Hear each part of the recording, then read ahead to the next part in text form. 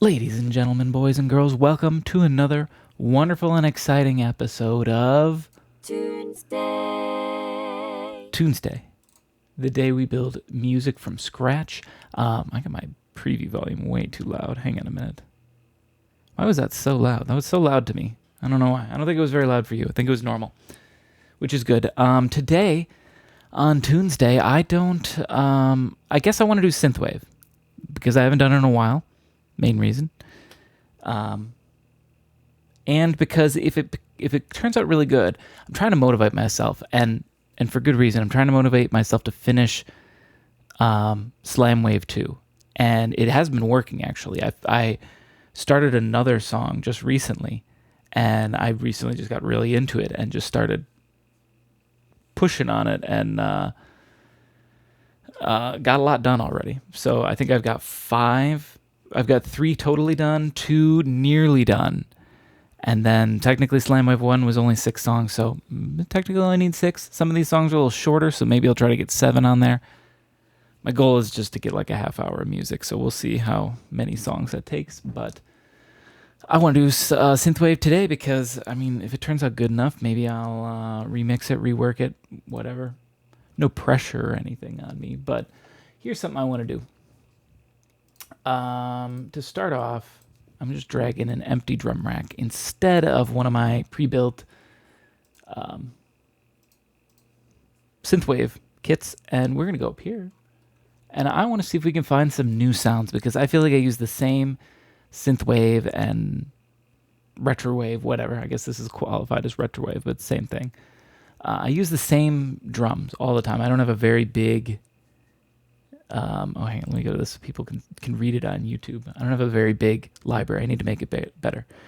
Good to see you again. Hope everything was okay last week. Sorry, but I'll be lurking today. Left my headset at home. Gotta keep stealthy. Hey, no worries. Wait, so you left your headset so you can't even hear me? I'm going to type this.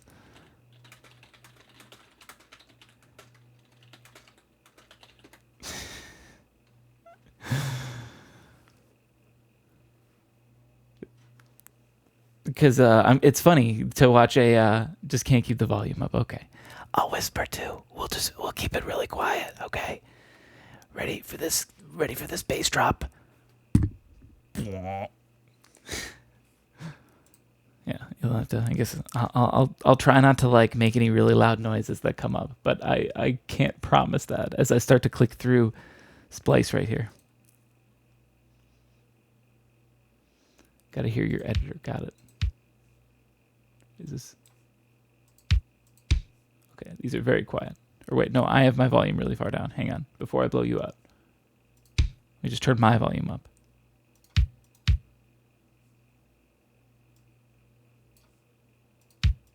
That's a good one, like immediately.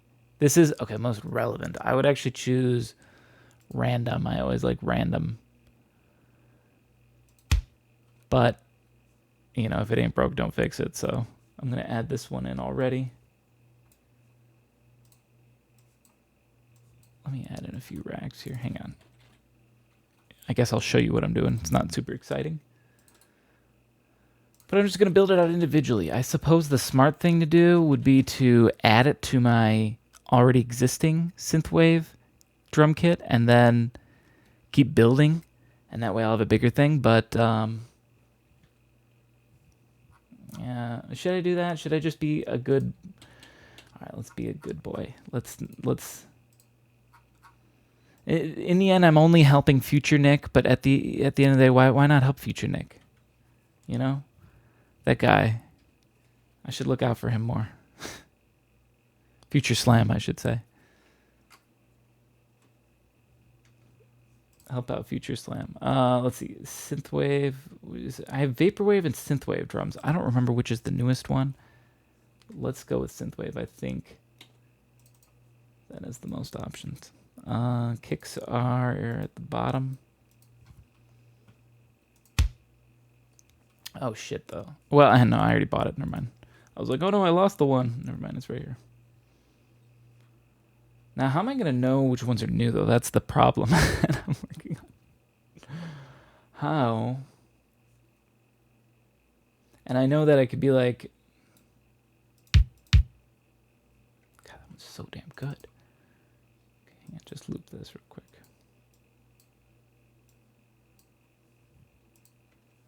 Let me turn it down.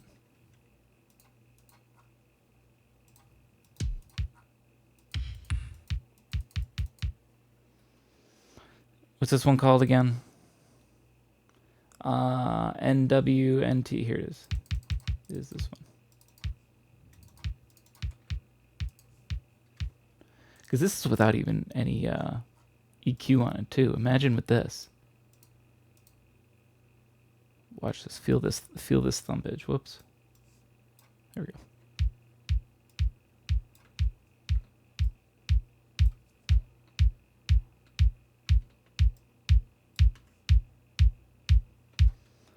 I'm going to drag in an empty EQ right here just to pop it up.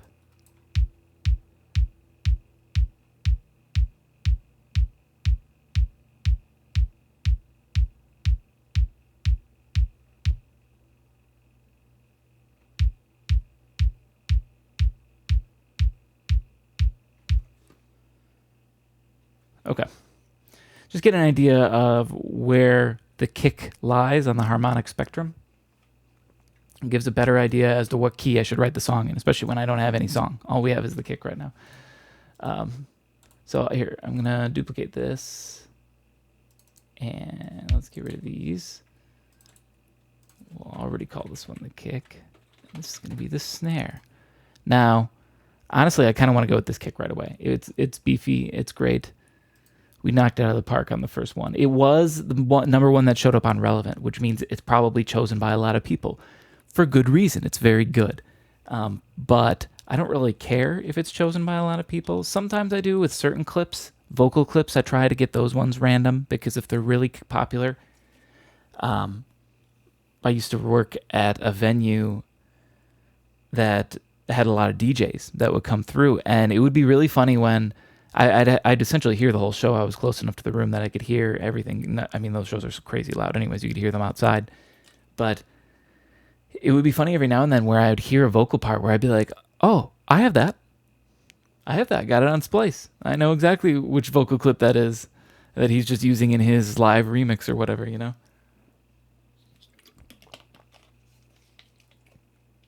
And I feel like anytime it's like relevant, like or like the most common, the most popular, you can search by most popular. Those are the ones that I try to avoid, I guess. Okay, anyways, on the snares.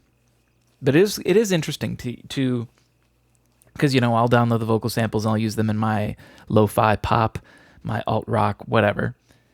And then it is interesting to hear how other people use it like that.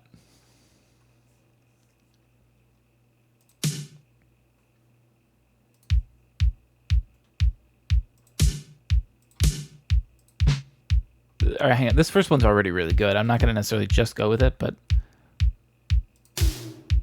no.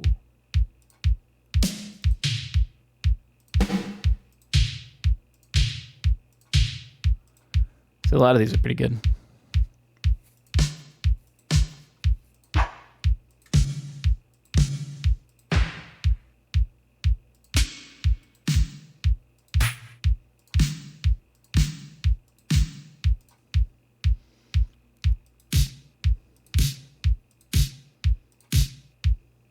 You know, okay. This doesn't need to show up for so long, Splice. That's some advice for your new UI that you keep asking. I should give feedback somewhere. I hate that. It's annoying.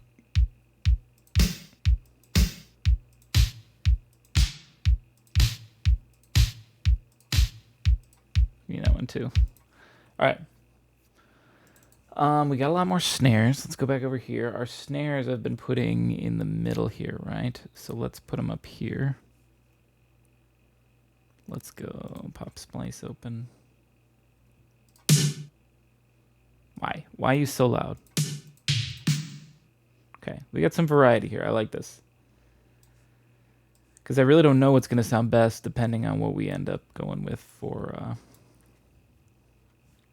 our synth. I feel like I should start on a bass though. Now hang on. What are the names of these so I know what to look for? Oh, they all start with the NW. That's good. So that way when I look on here, I can go, here they are, these ones.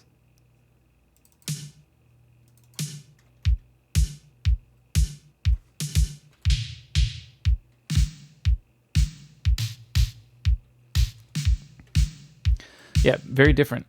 I like it. I do feel like they need some reverb already. So real quick. Oh, also, they have a kick EQ on it that kind of makes them a little bit funky. Let's put a snare one on. Actually, let's just nip this one right away. Making a hi-hat track later.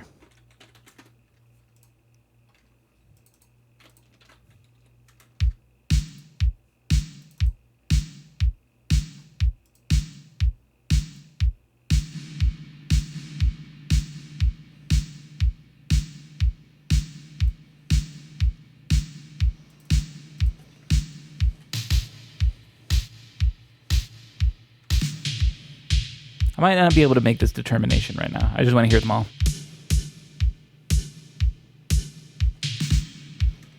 I'm going to keep this one for right now. Just since we're right here, just get it out of the way. You got any hi-hats in here as well? They got toms too. I might take a look at those.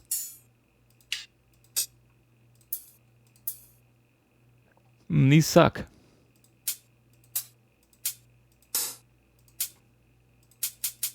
And that one's not bad. Give it to me. Why not?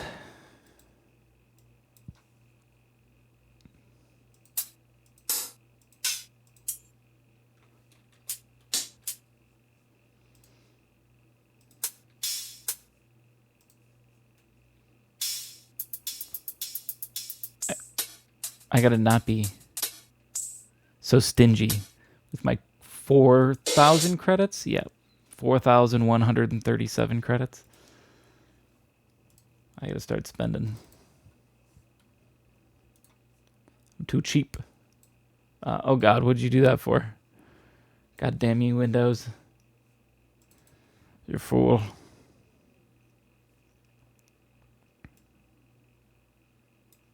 There's a lot of dumb, dead, wasted space on Splice. Hang on. It's a pain in the ass app to navigate. How many of these I get? 1, 2, 3. I got 3 of them.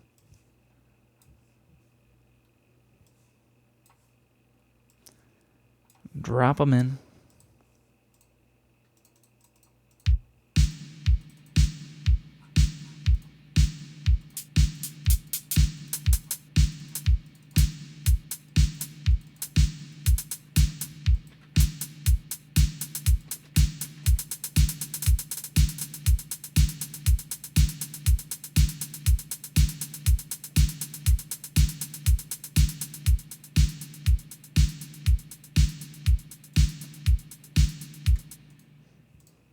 Okay.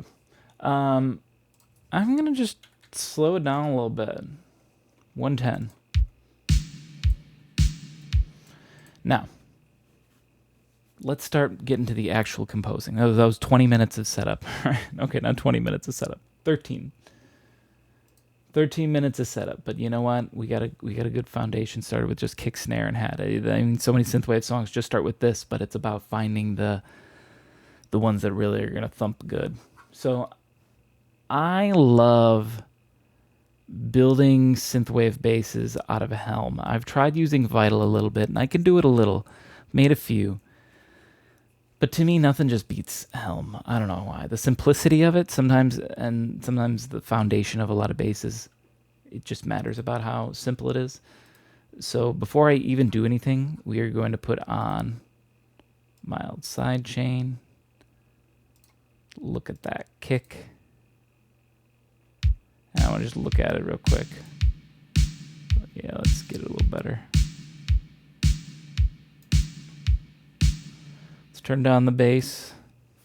I know this ain't going to sound like a bass, but I'm going to just test the sidechain.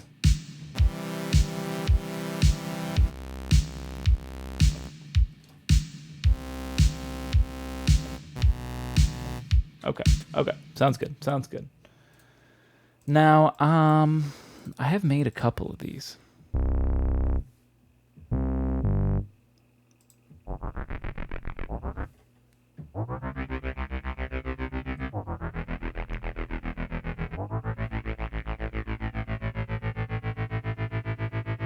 That's a nice beefy one. I don't want to use that one though. Let's start with bass crunch real quick.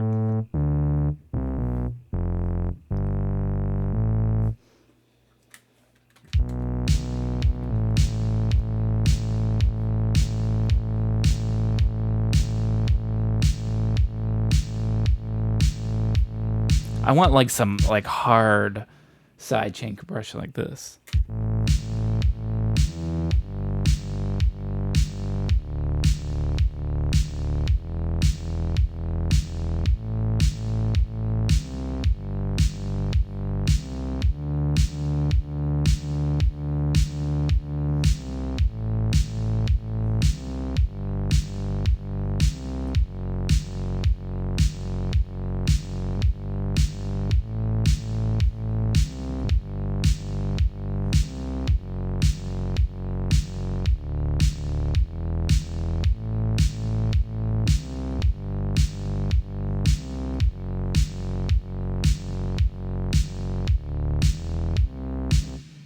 I mean, that's not awful.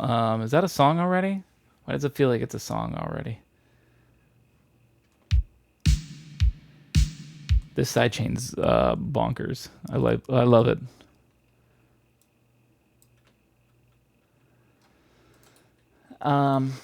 Let's start getting notes on the page. I'm noodling around here, but let's. It's so easy with synthwave to just track it out and just be like, well, we'll hammer down the fine details later. Let's just get something out here, so I don't have to keep playing it with my hands. First off, is A what we should start in? Because technically the kick fits best with E.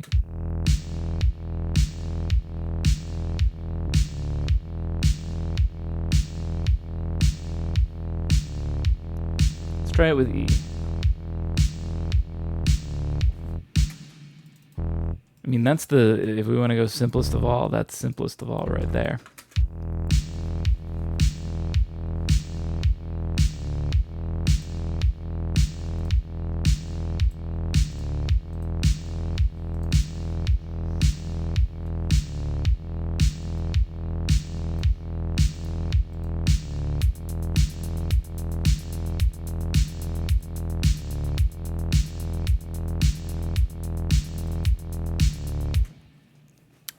You know, it's kind of boring, but it can easily start this way. You know, let's do this. Let's keep the beginning. I'm just tear off this little section right here. Let's look at it.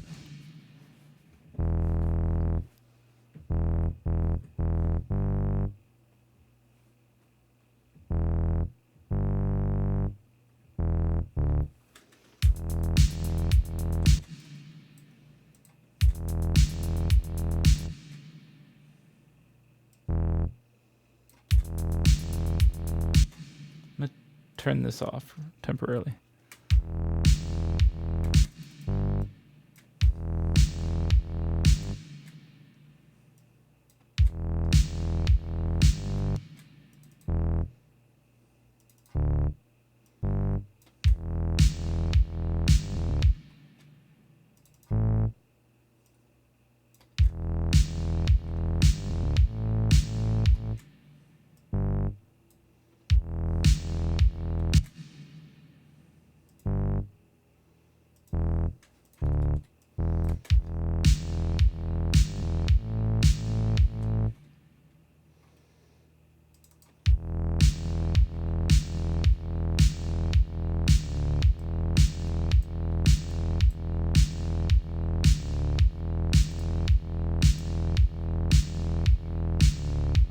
I feel like I want to make this bass a little bit more unique too.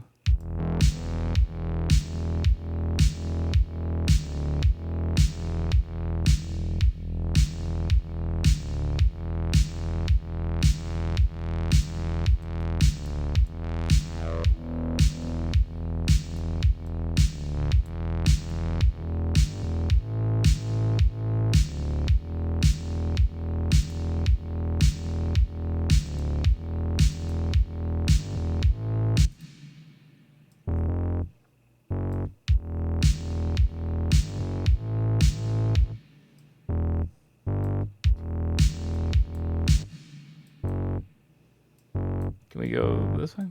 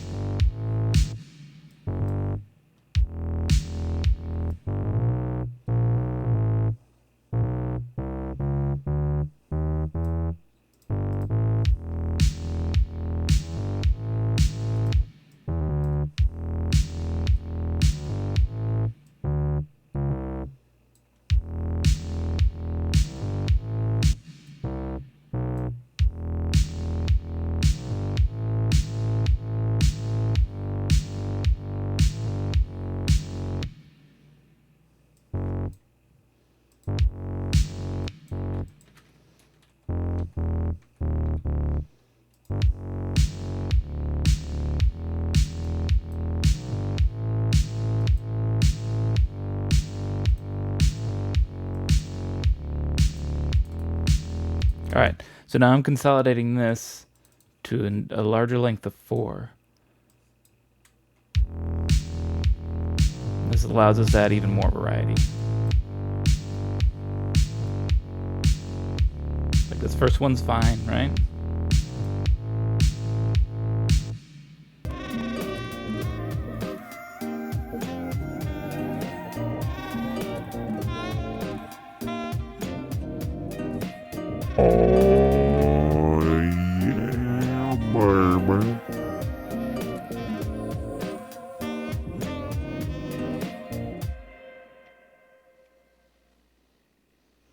Thank you so much, Hefner. 9 months. Oh yeah, I love it when it doesn't allow you to make a message. It's my favorite. Does it do that? That is annoying when it does that. Do you just like click subscribe and then it just, whoops, just did it, you know? Or it doesn't even show up? That's what I need. I need to get like a text-to-speech thing. Here, you know, just type your message in quotes right now, and then I'll text-to-speech it, okay? Just did it. Oh. Ow. Well, thank you anyways, Hefner. I appreciate the 9 months. Oh, yeah, that means you got a new sub badge, right? Yeah, you got the 9-monther now. Looks good. Looks real good.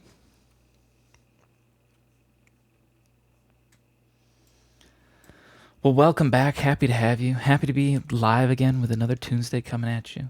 You might like this one a lot, especially because you like On the Trigger so much.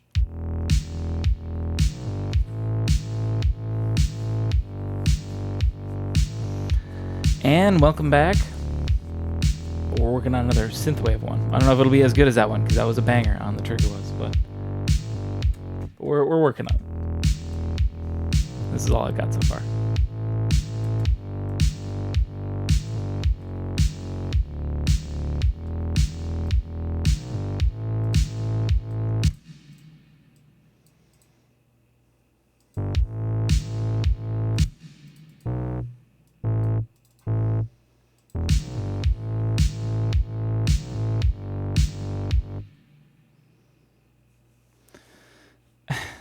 Wow, no. Back at me, rude. I guess. I suppose I'm too ignorant in that. I don't know what I'm supposed to say back. Forgive me. My ignorance has made me rude. Forgive me.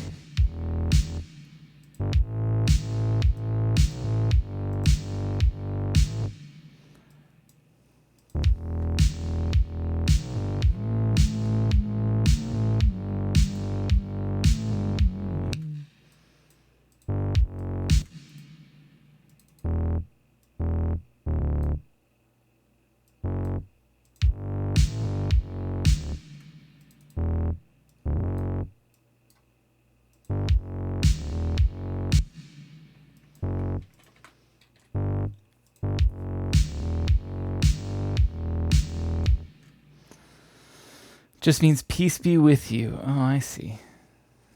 And also with you.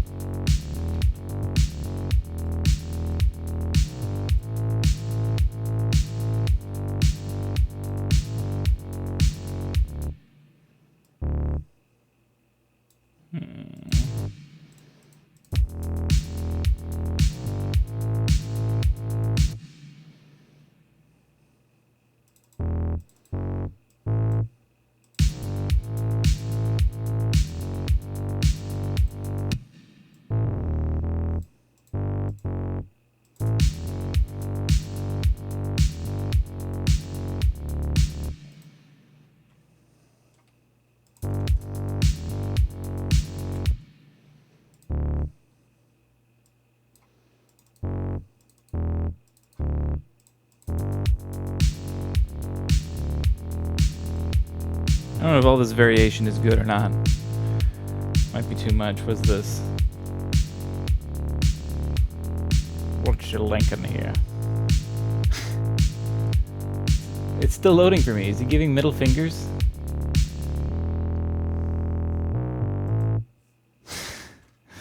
Look what you bought. This is beautiful. He's so happy.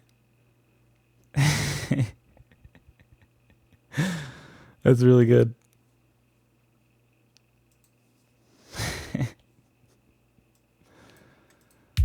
Yes, proudly wear that. Wear that on the day of your wedding, even. That's your commitment. How cute. Yeah, that's what I thought. Well, I still think he's adorable.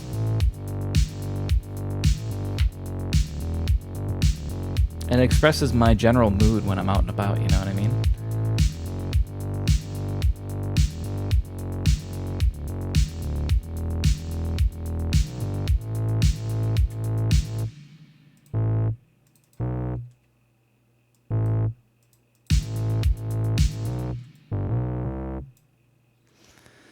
Found a good way of doing shirts slammers. Could do the full robot if you care to get that going. I do, actually. Shirts has been something I've looked on my own. I've looked at like local companies for doing stuff like that. And I should get a company to send me silk screen transfers. Okay. It's a new process. Yeah, hit me up on that because I genuinely really want to get the ball rolling on some merch. I've had people interested, express interest. Not to mention, it just, I don't know, it would be nice to have something else listed on Bandcamp other than all my CDs. I need to get shirts. Shirts at the very least. Shirts, and then I can get stickers. Stickers on my own, I think that'll be no problem. I've found places to print stickers very easily for good, cheap price.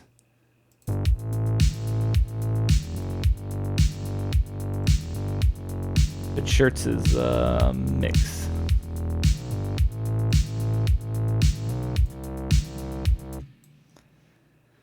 Shirts is a mix, but I guess it's like a get what you pay for sort of thing. Because I know I've gone with other bands I've been in, we've done certain merch things, and it definitely is what you get, what you pay for. If it's like, oh wow, these are only going to cost us like $5 per shirt in total, including the shirt and the print and the design and everything, you know, this is easy. We sell it for $10 and we're already doubling our money, and it's like, oh, these are shitty shirts.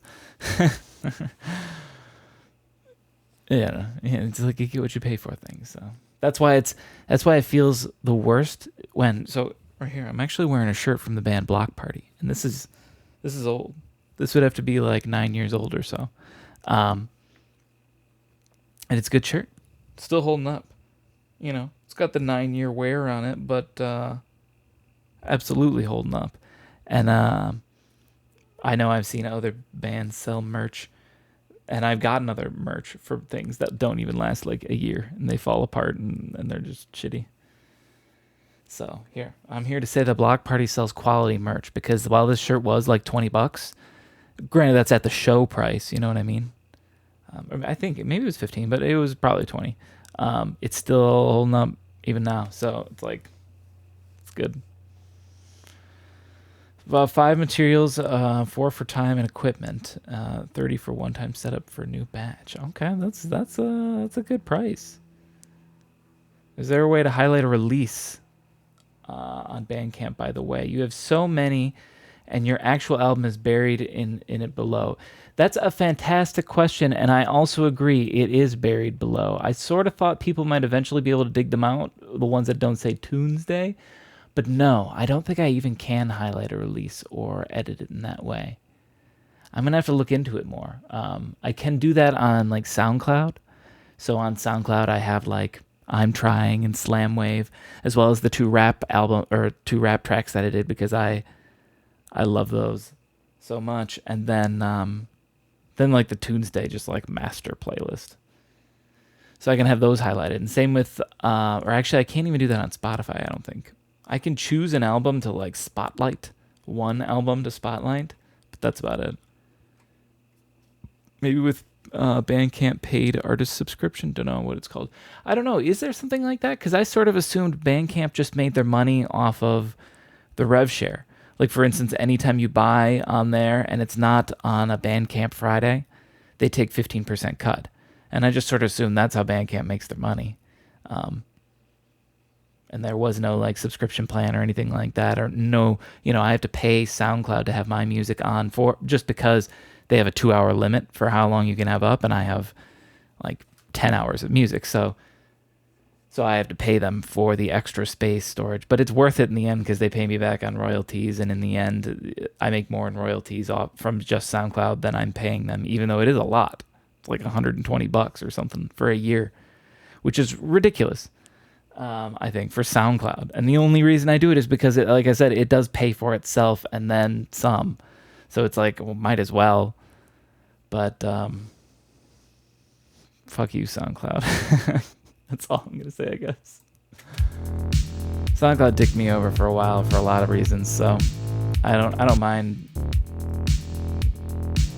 saying that, I guess. I don't know.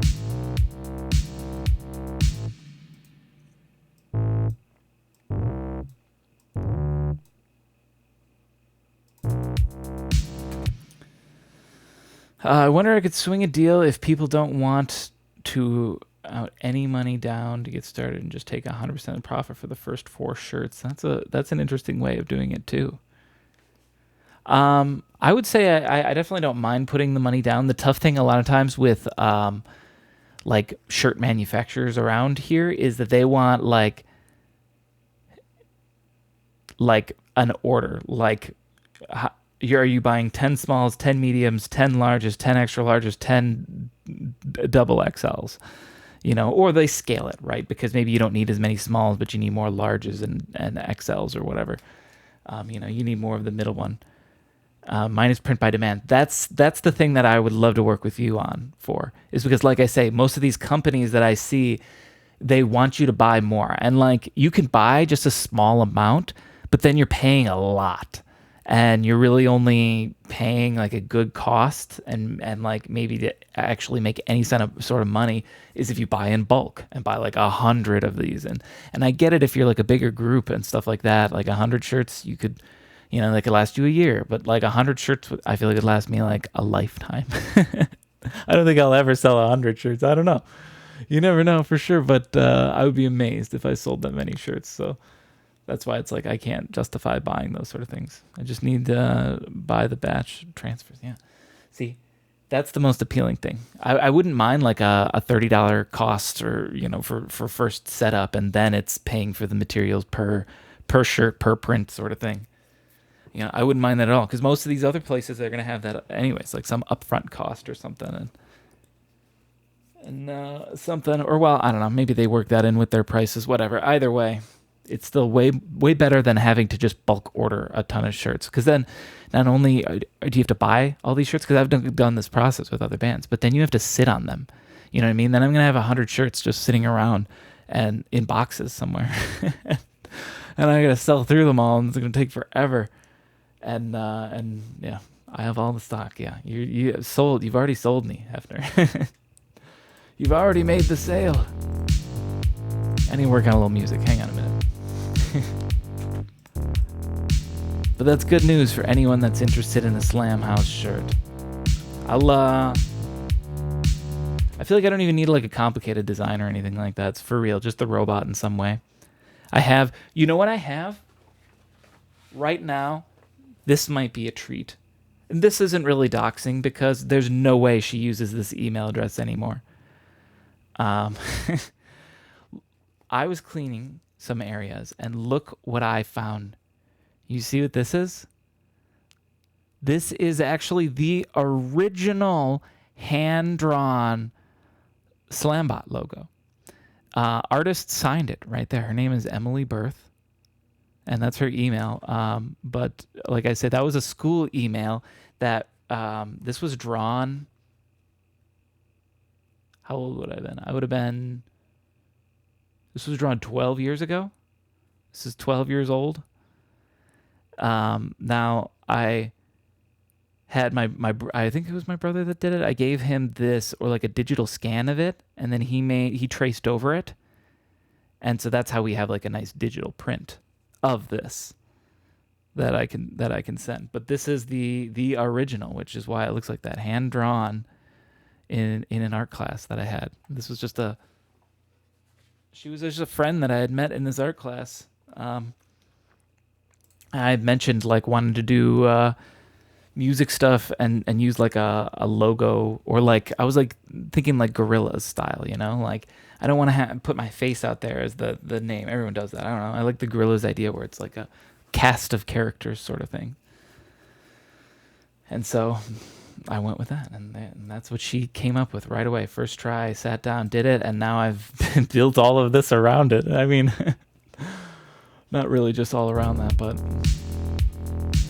yeah, isn't that neat? So I just want to get like that, just like literally the robot guy. I've got a full body shot of him. Maybe put that on. I'll order the $5 demo that comes with tons of colors. I'll press it on a shirt and send you, so you can choose the colors and stuff. Okay.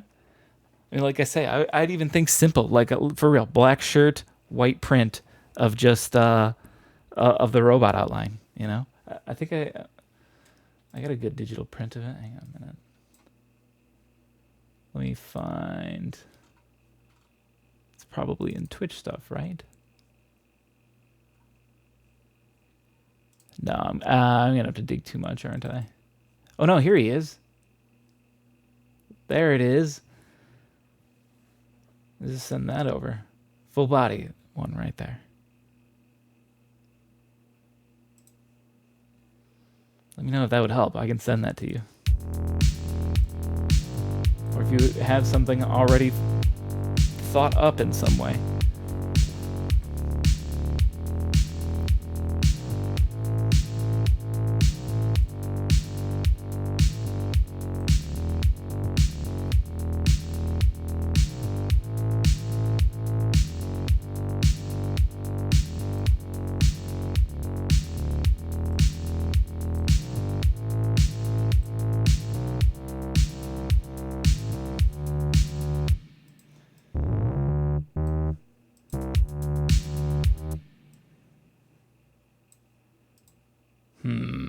How do I do this? It's too easy to do, and then it starts over, you know? I feel like it's almost a little too easy. I might want to do something different.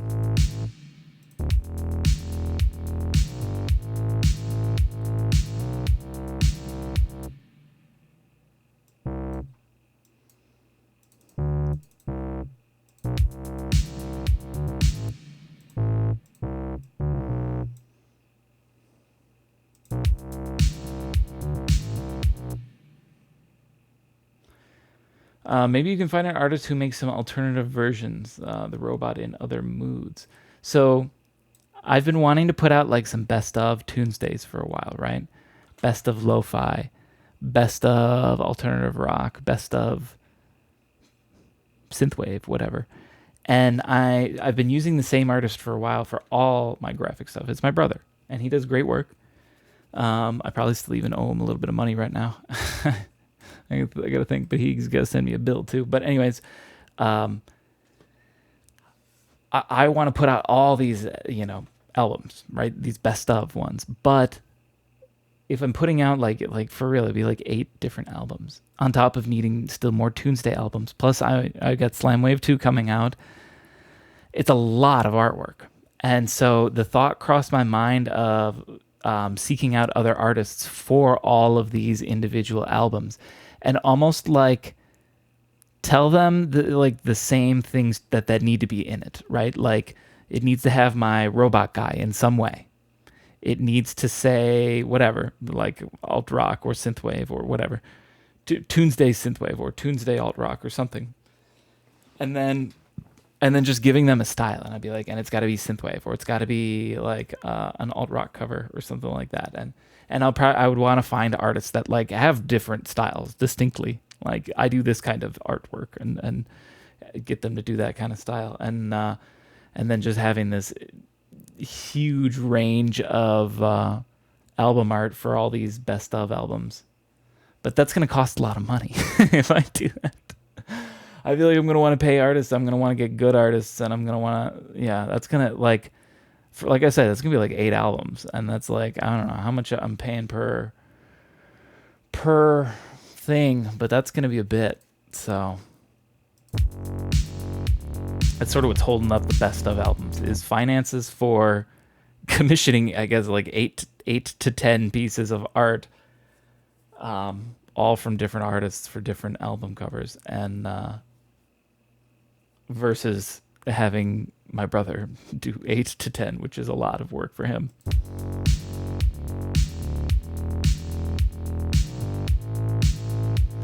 Did your brother draw the I'm Trying cover? No, actually. That was done by a very good friend of mine, and I had actually, she does all sorts of those. Those are like MS Paint drawings, and she does all sorts of them for all sorts of people, and like just drawing a lot of celebrities and stuff. And I loved them, and I thought they were amazing. And I was going to, I had expressed intention to commission it. I was like, I want to pay for an album cover from you to do this. And she just draws, she just does these drawings for fun. And then she gave it to me, and I was like, what do I owe you? And she wouldn't, accept payment like so many great friends do. And I still haven't paid her, though I should. But I sat on it for a while, actually, because I was waiting for the right album to come out where it really felt like it was perfect for it. And I felt like I'm Trying was absolutely the perfect, the mood of the whole album just fit the drawing so well. It was just it destiny, I guess, maybe. I don't know. But yeah, I sat on that artwork for like almost 2 years, maybe, I think. And then finally put out that album where it felt like it was worthy of it. And absolutely don't regret it.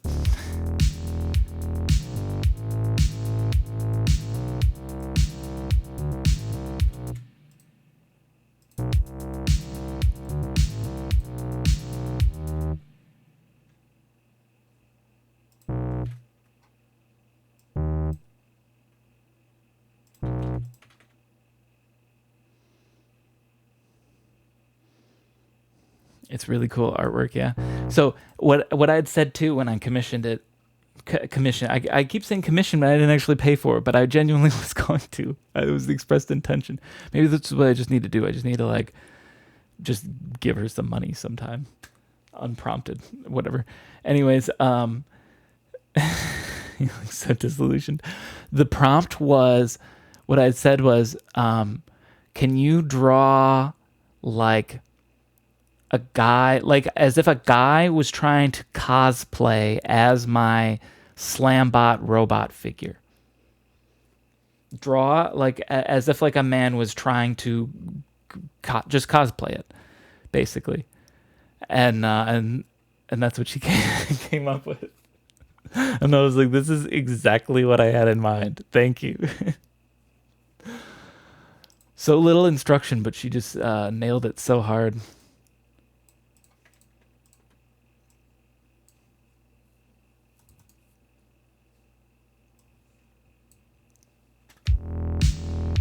All right, I think this will work for the bass right now. Let's add some more. And now, actually, I could experiment too with the bass tone. You know, the notes sound fine, but what about this?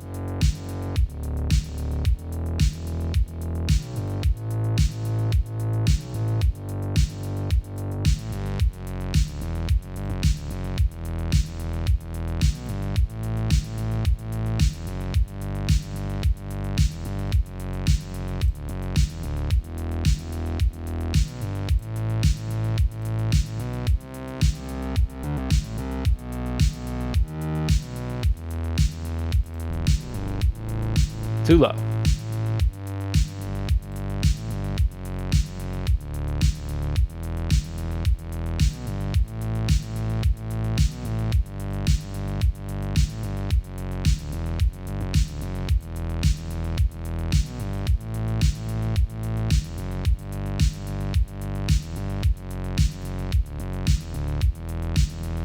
Okay, that's good. This is good enough to at least start writing around it, right? Does your brother watch your stream? I think he used to every now and then. I don't think he watches it anymore. I there are a lot of people in my life that know about my stream and stuff, and a lot of them started watching early, or watched for a little bit and then stopped. And if I'm being completely honest,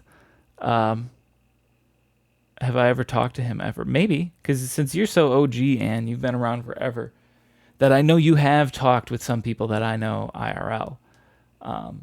Whether or not he has, I don't know. I think he said some stuff in streams before. They were like, "This is going nowhere." I think it's just not for them, and I think Tunesday in general is not obviously for everyone. Who it's for, I don't know. People interested in music, or just people that want someone to hang out with and find me chill. I don't know. That means my friends don't find me chill. Oh no. It's but no, I'll have some that stop by every now and then, and genuinely, maybe some of them do watch regularly and they just don't talk anymore. Maybe they lurk. I don't ever have my viewer list up to see who's in and who's watching. I used to do that when I started streaming. I was always so like paranoid about who was there, who was watching, how many viewers I had, all that. And like, oh my god, the longer I stream, the more I don't give a shit. And it's like, if people want to come by, I love that you guys are here, genuinely. And it really, it does make me really happy to see all the people speak out and chat. But my days of like closely monitoring who's watching, I don't care enough anymore, I suppose.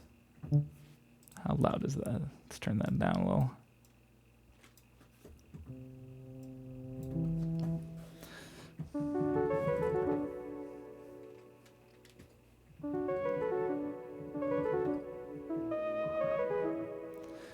Yeah, probably better not to look at it. It must be frustrating when no one's around. Yeah, I mean that's the advice everyone gives you when you start streaming. They're like, don't look at your viewer count because it'll get you discouraged, and it does for a while. But at the same time, you need to come into streaming, I think, with like a grounded sense of you have to come in with no ego, I guess is the way I'm saying it, because of course you have no viewers. No one knows who you are. You just started streaming. No one cares. You know, you got to give them a reason to care. And I guess it only gets discouraging if you've been at it for years and like really truly at it. I don't just mean like going live once a week, not starting a Discord, not trying and not talking, not turning a camera on, and you know, like certain things you got to do to really give a good effort. But I could see getting very discouraged after, you know, I've put in, look at my freaking Tunesdays I put in. And sure, I'm not like always, you know, I'm not live 3 days a week or anything like that and all that shit. And but sometimes, yeah, you just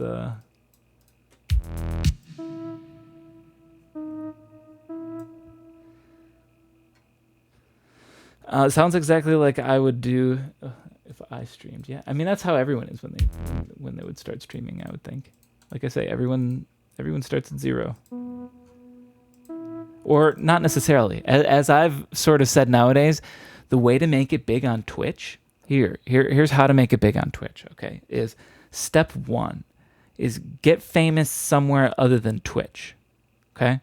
So get famous on Instagram, get famous on YouTube, get famous just by doing something like famous, you know, I don't know, start a popular band, become a professional athlete. Just get famous somewhere other than Twitch. And then step two is start streaming on Twitch. And that's how you get famous on Twitch. I only just joke because I feel like nobody just like starts out and just gets famous from just Twitch anymore. Or, I don't know. Those days are gone. No cam, no mic, no Discord. Oh yeah. That's the thing. If you stream, you got to do, at least I would say bare minimum of mic. Unless you have a good reason not to, like if you're jamming and doing live music, and I don't know, maybe that could be a good reason not to, but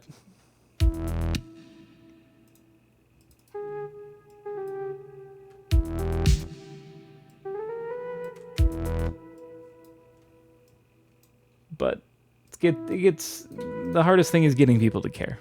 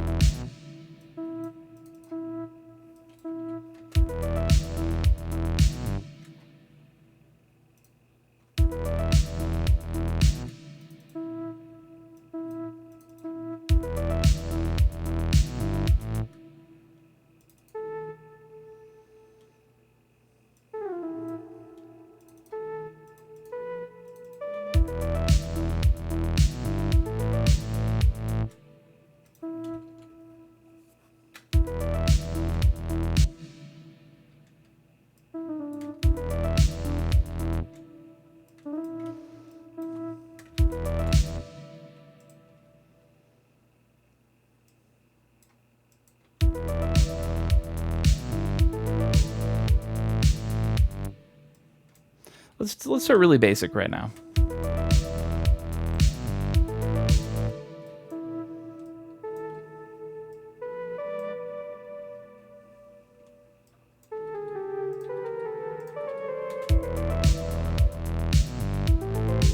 No. No.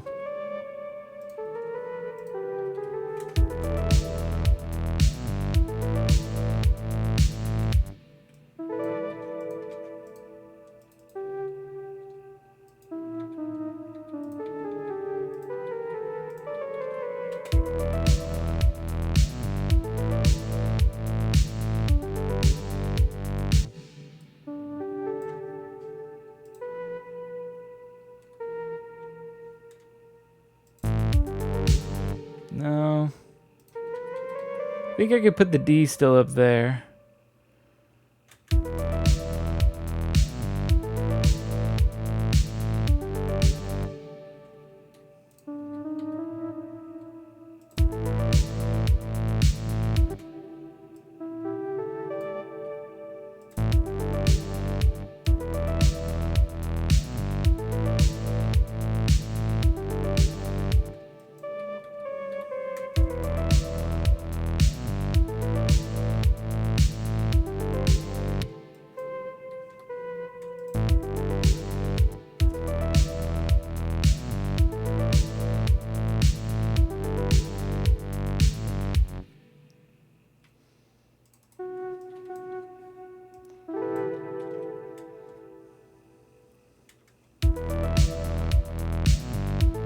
Melody's nice the way I had it.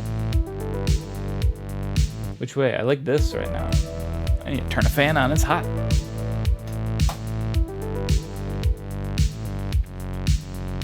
Not sure what to do on the last one here.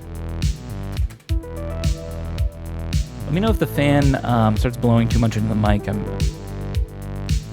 I've got it turned to a higher setting. It's sad. My little fan is actually dying when I used to set it on the lowest setting possible, and it was perfect. But now it won't run on the lowest setting. I don't know why. So I have to turn it on the higher ones.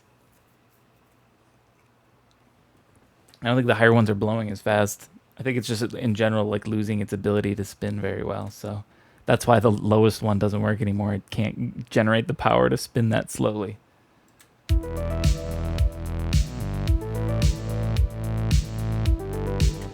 With the last note at the same pitch as the last note of the previous bar was cool though.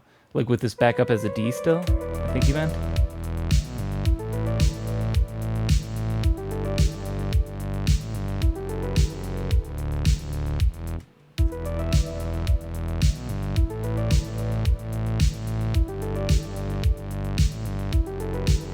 This was just copy and paste from here, but I still actually kind of like it. I'm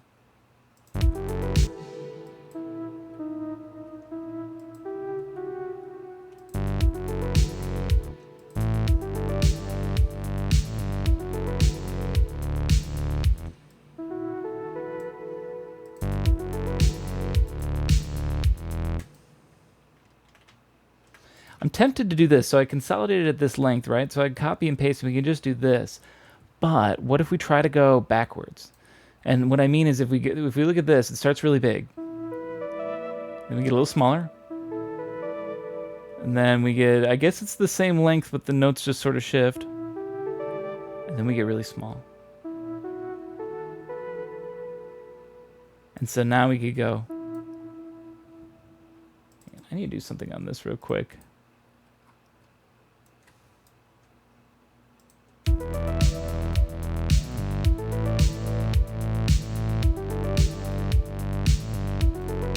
Feel any low in there.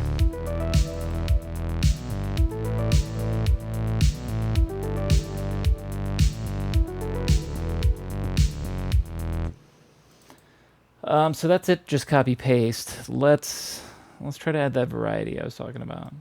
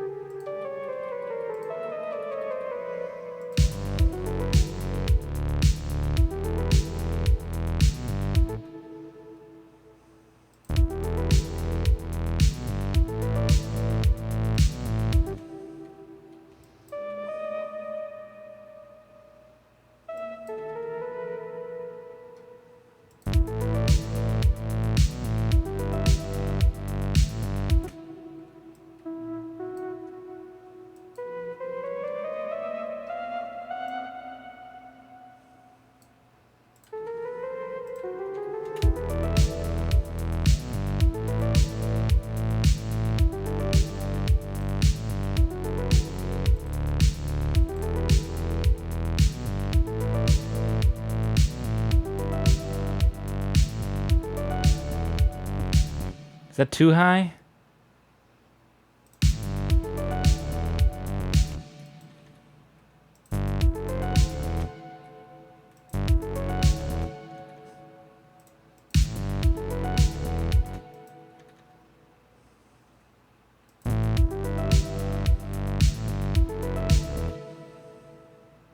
I need to have an F sharp in there somewhere.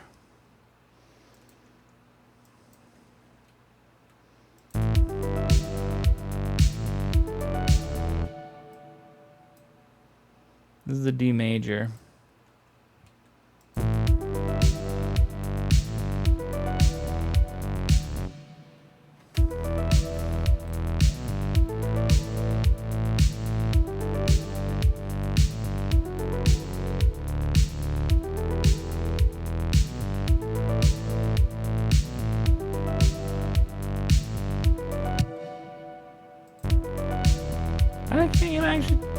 I don't hate it. Let's keep it right now. Let's what do we call this one? We can call this one Arp Melody.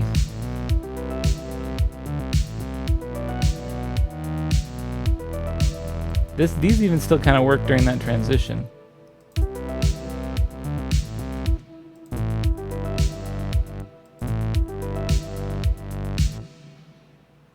Wait, no.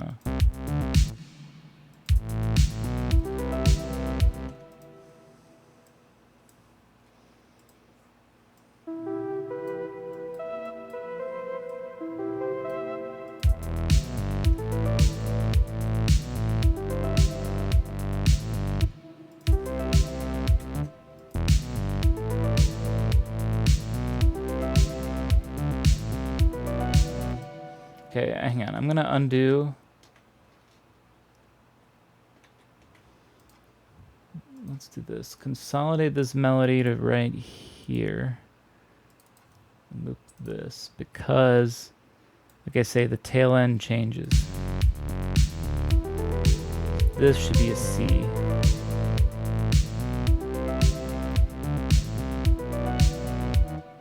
This one sounds fine. What does it go to? A B. I think that'll work too because we have the B right here. In fact, we are doing a B minor right here. Perfect. With a little E snuck in there just because the E goes through the whole... We always start on an E.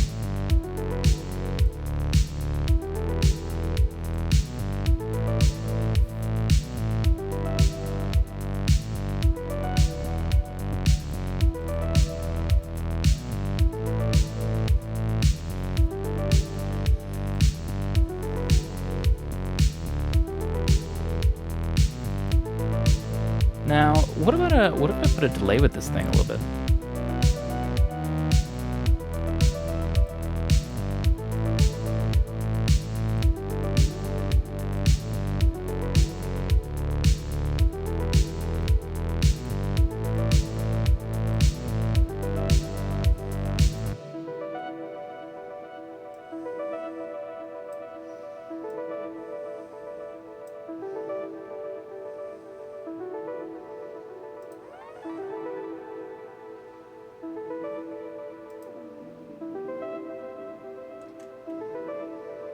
Sounding good? Thanks, Dark Ninja. Appreciate it. I do like it with this delay. We're definitely going to keep this. Make the delay minimally. I do think you're right. It needs to go down a little bit. I'm trying to... maybe less feedback.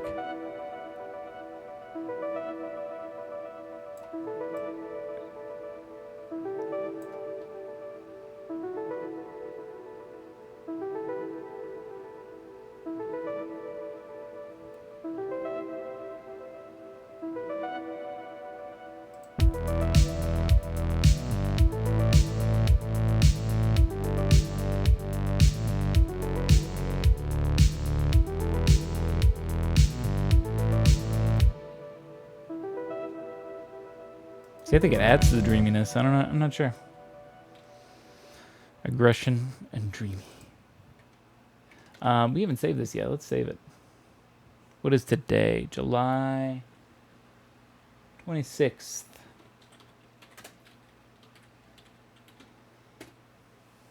So I don't know that I'm gonna do a Makeup Tunesday for that one that I missed. I apologize for missing that. I had a pretty good run up until then, not missing a Tuesday, but every now and then life gets in the way. You know how that is. You know how it be. You can make your best plans in the world, but sometimes shit happens. Everyone needs a break. Yeah, I was trying to think too. I was like, when was the last Tuesday that I missed, that I skipped even too? And I think it was back in October when I had to miss a Tuesday for like a big work thing that I had to do, which might end up happening again. So, but then you know, theoretically that would be the next Tuesday I'd miss, not till October, right?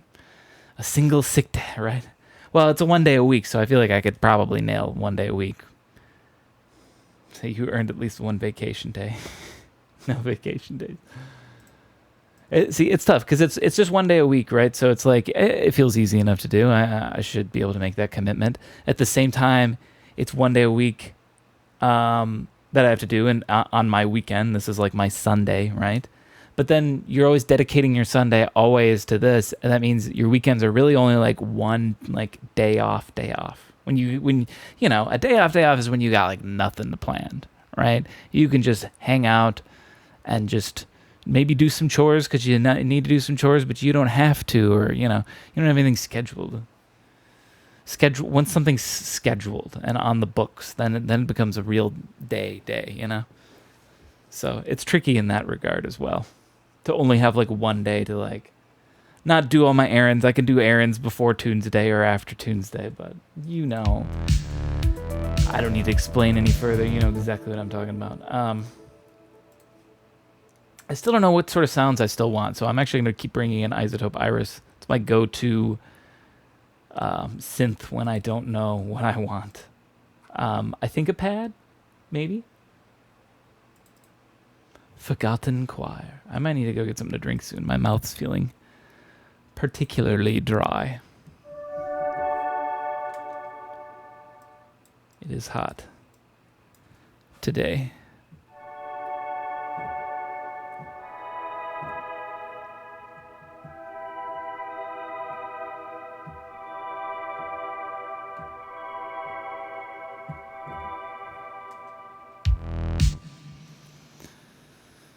Slam missed a single Tunesday. We entered into the next future chapter of his wiki page, The Fall. Everyone panics.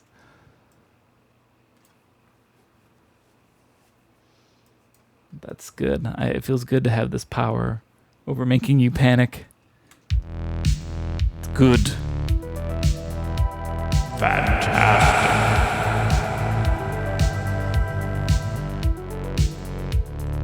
Yeah, that's not the right sound. Let's find a different one.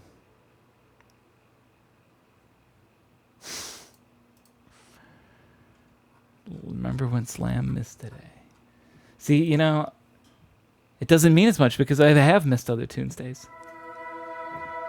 Trying to think of the other reasons. I missed a Tuesday once because when my last computer died. Because it died like 2 days before Tuesday. And it was like I literally have no computer anymore. But then I got one within a week and was doing another Tuesday already.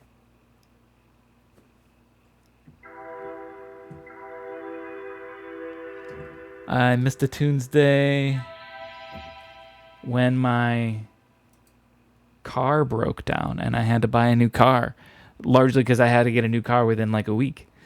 And I had a week time frame, and it was like, I have 2 days off, and one of them is going to be for Tuesday. If I don't find a car on this one other day, then I'm screwed, and I didn't, so I had to take another day. Time crunch things.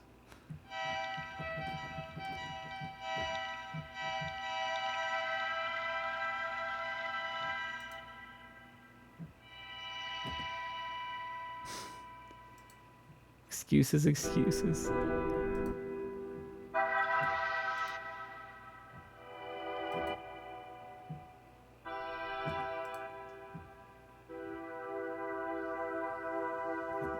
Simply jog at 70. You're right. Why didn't I think of that? These suck so far.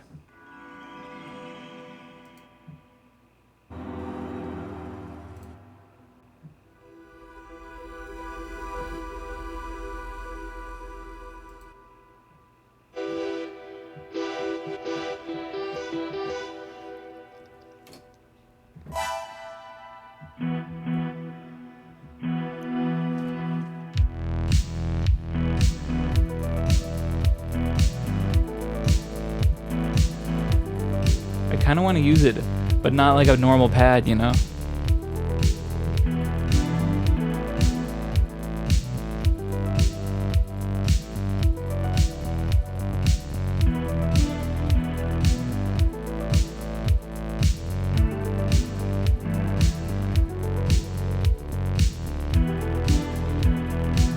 It's too loud. Definitely needs to go down.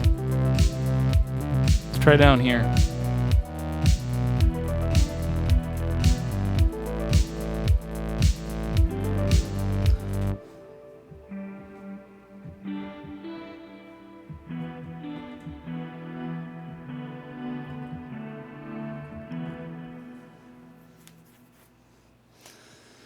Barry Allen must save a fortune on gas prices.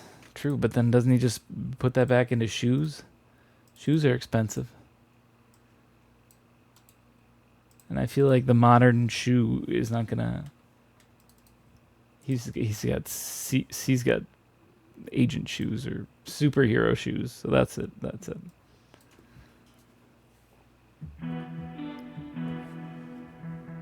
So something I don't understand about the Flash, right, is he's super fast, right? Okay, fine, cool. But like a lot of the stuff they do, like if the Flash ran really, really, really fast, right? We're talking 100 miles an hour. And as he's running, he's charging up his fist and he's going to punch a person in the face. And here he goes, and he hits a guy in the face, right? Now, that guy's face is going to explode because he got hit by a fist going 100 miles an hour. Understandable. But isn't the Flash's only power that he can go fast? Now he has super strength, because I'm pretty sure if you were driving in a car, right, and you were driving at 100 miles an hour, you know, like as if you're running like the Flash, and you stuck your fist out the window and there was a guy there, and you just drive by and you punch him in the face, yeah, I think his head would still explode, but I also think your hand would break. Like, you probably break a lot of bones in your body, or your hand. Your wrist, your fingers, it would be destroyed. So how is he super strong now too? How does the Flash do that stuff? You know? Same with like if he was running and he just tripped and he just fell. Like that's like as if you fell out of a car at like 120 miles an hour or something, or however fast he's running. Like he's gonna have some serious road rash. He's not like, his bones aren't stronger, his skin isn't better, right? Am I crazy here? Quicksilver is the one who's super fast and can also think during that speed, right? I'm pretty sure he was the Marvel one. I think Quicksilver was just Marvel's Flash, basically, as far as I'm aware. Maybe he can think faster as well, because fuck it, why not? That's why people say the Flash and Superman are the strongest. Yeah, I mean, like, being able to move really fast would be great, but like I say, it wouldn't work in terms of fighting and being like a superhero, because when he's not running, he's just a normal, squishy human being. And these people, like these aliens and gods like Superman and I don't know, all that other shit. Because they can punch something at like 0.00001% slower than the speed of light, and it's essentially a nuclear warhead. Yeah, if they hit that hard.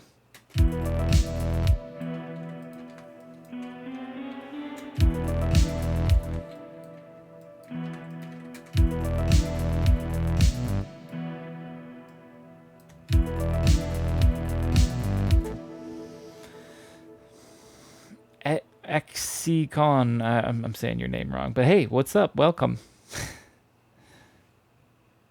Very Toilet. What's going on? Congratulations on the greatest name on Twitch award. Put that on your gravestone. Yes, Very Toilet. This song so far is just semi-toilet, but we'll see if we can get it very toilet or not.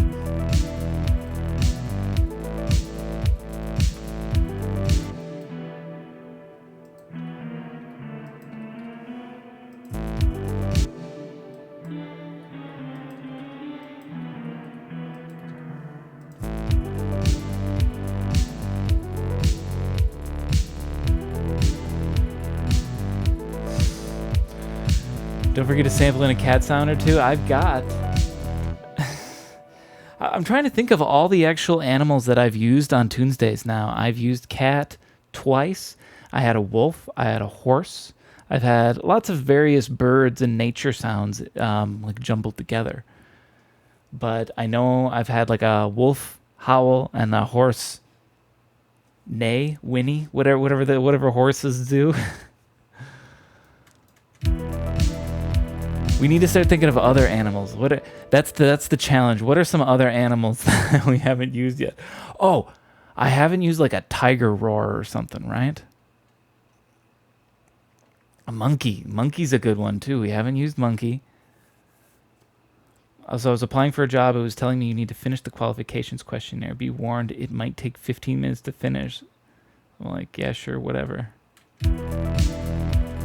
Click begin, and the very next page said, congratulations on finishing the questionnaire. I mean, maybe it takes some people like 15 minutes to decide if they want to take the questionnaire. Gave you the dolphin sample, but you rejected it. That's true. We did almost use dolphin, but then I realized dolphin was terrible. No, it didn't fit the context. That's what it was. It's got to still fit the context, you know. Same with like guinea pigs and monkey. I'm not sure how I'm going to fit those in. This song, I could put in a tiger roar, right? Or something. Or a bear. It's got that bear roar.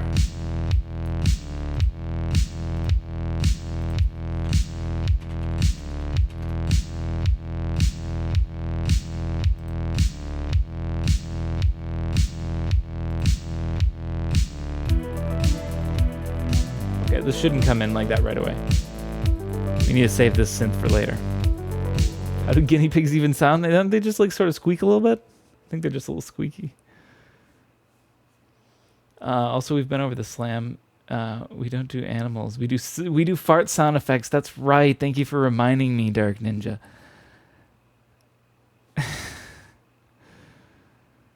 Barnyard. Next week, do the barnyard ballad, but more like a petting zoo, so you can get get weird ones. Do what if I did a cover of Pet Sounds, doing with pet sounds? You know what's going on, Grim? Welcome back. There we go. Hang on.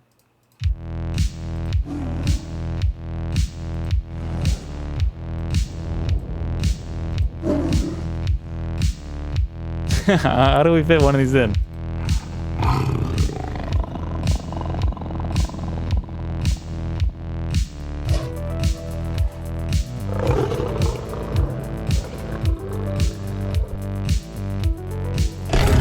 Whoa! I'm sorry, that one shook my desk. That is not a lion. Or I did tiger roar. This is some generic movie shit that you put in your Jurassic Park film. Like, what the fuck? That's what I want. One more like that.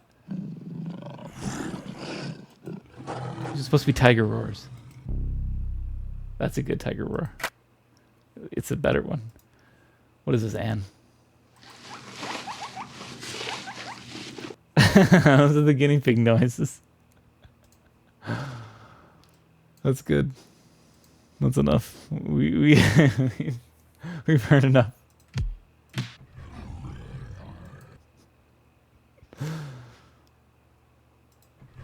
Yeah, so they are like squeaks. I want to.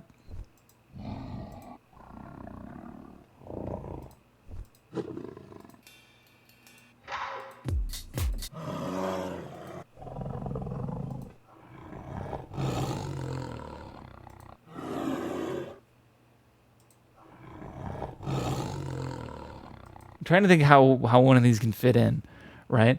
Like I want to do it as a transition or something, right? If we're starting like this. In fact, we could even start with like a filter on. I'm going to do this dirty, okay? Let's say it's this. All right.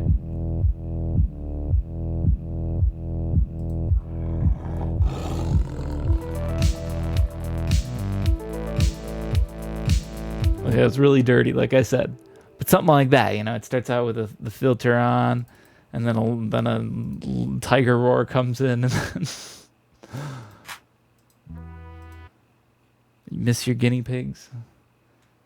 Do one of your slow starts, then kicks you in the face transitions. You might do that. Was that guinea pigs you had from long ago, Dark Ninja? I used to have gerbils when I was a little kid. I never had any guinea pigs, but I had a lot of gerbils.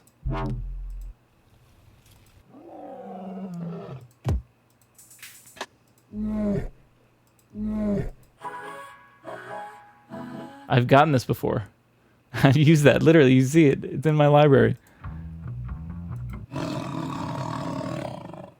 Okay, hang on. Let me go here real quick. And let's search tiger.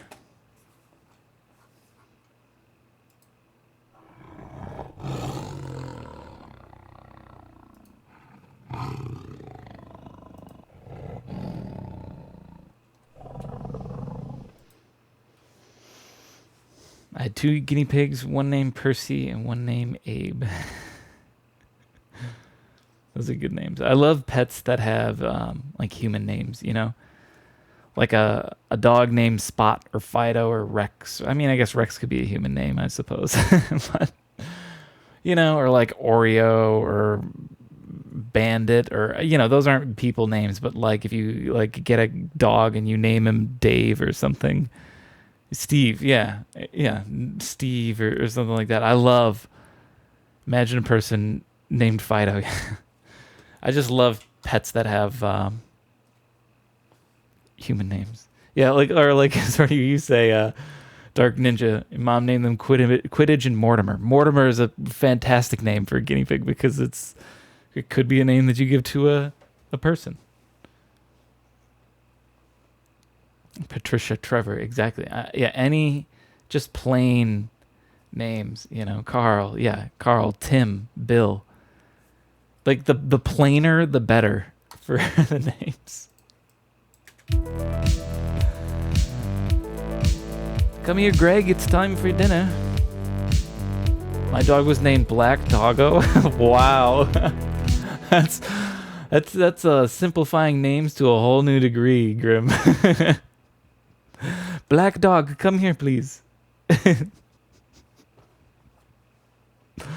Carl's reserved for llamas.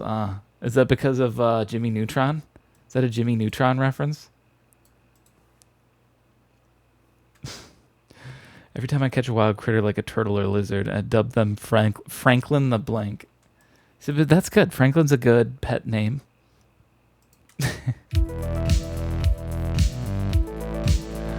Okay, anyways, back to these.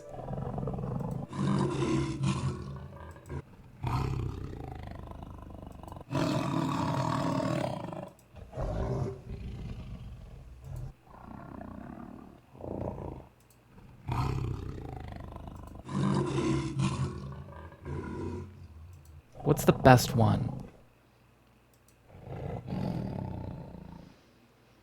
My cat was named White Beast. See that?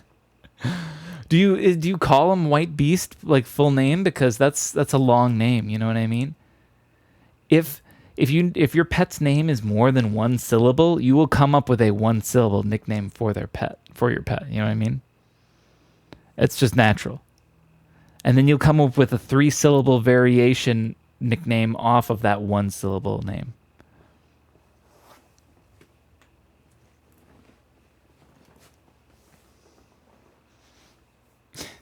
It's the rules. That's the rule of pet having. Rat-a-tat Wildcat. Is this that's a good song. That's a good song. I can't play that. But yes, they slip in one. I'm trying to think of the best way I can do this.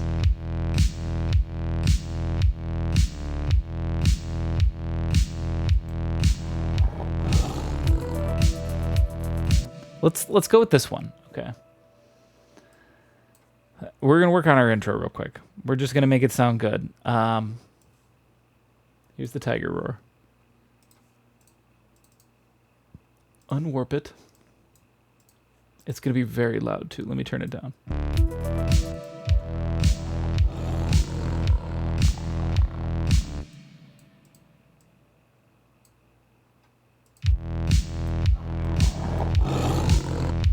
Now, what's the timing on this? I'm gonna turn it off real quick.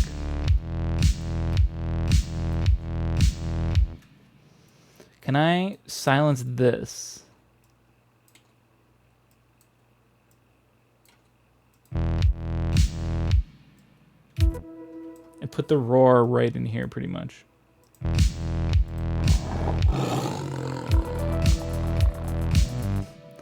And now we got to figure out exactly what it's going to be, but...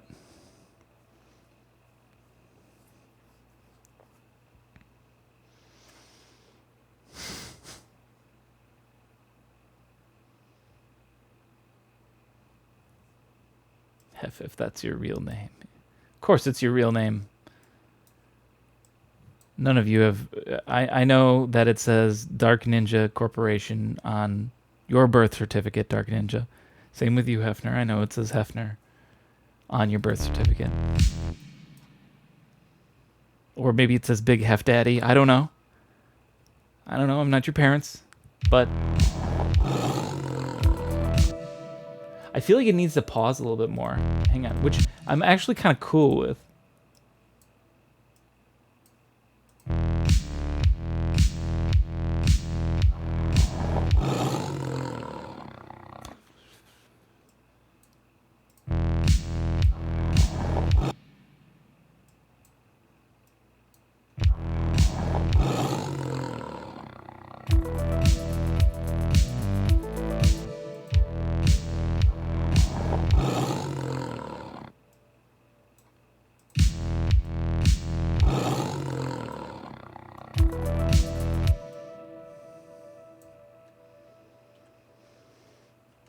We aren't even real people.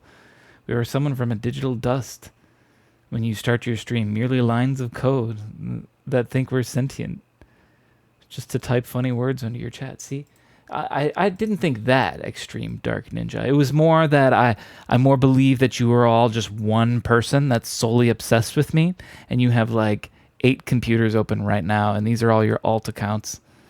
And you're just burning through money when you guys sub too, but you get different credit cards, but your whole account's in the red because you're only giving me Twitch subs, and you're every alt account that buys every song on my Bandcamp. It's all one person. It's all you.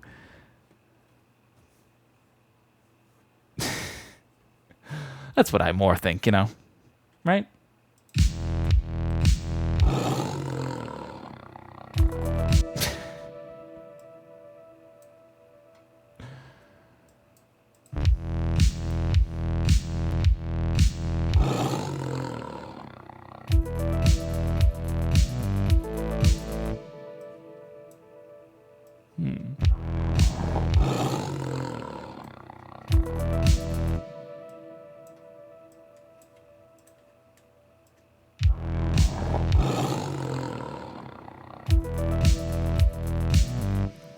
I like this. We're close. I need to make it better still.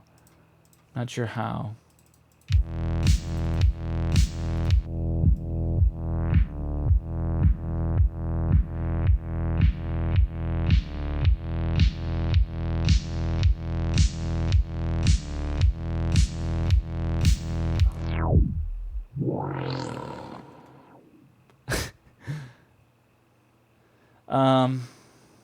Let's try this. This doesn't need to be on the master. I'm going to put this on the bass for right now.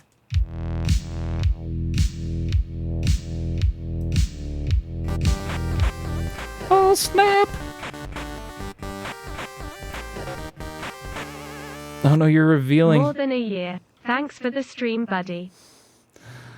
Thank you, Grim. You're also revealing that I don't have more than 12 months worth of original songs for my subscriptions. So you get the the month 1 song. I guess I'm surprised that people make it over a year. I suppose that's why I haven't done more than that, but you're all the more reason I should. With that said, I do have... Hang on, is this going to tell me? Is he still subscribed? Yeah, I have a... Wow.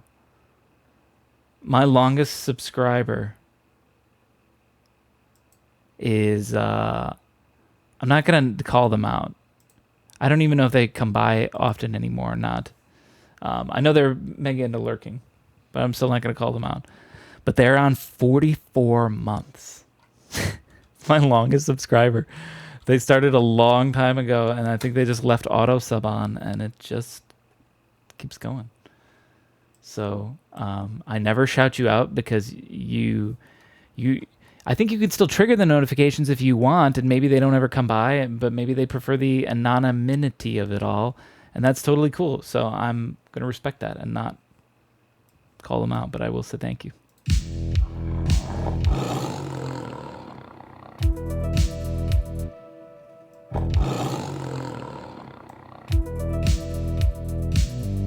Can we have this keep going? Okay, hang on. Pop this open.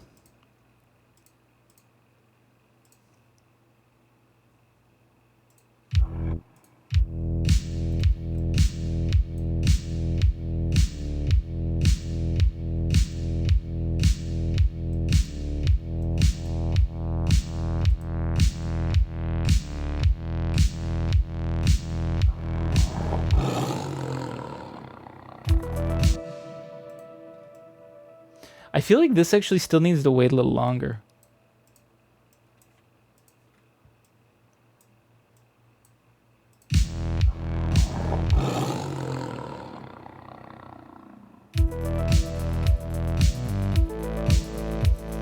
I don't care if it throws it off the beat and you don't really know when it's going to come in. The Tiger Roar is cool. Let me...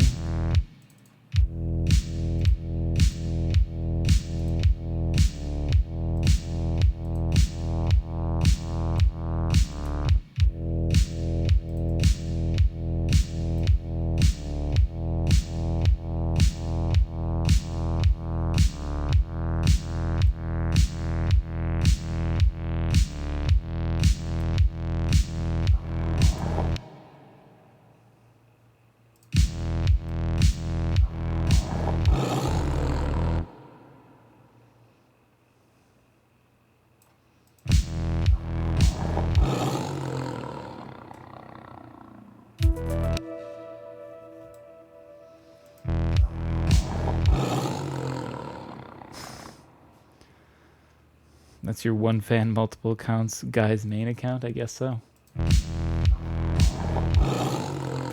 Okay, we need to do this then. The auto filter turn off right there. I'm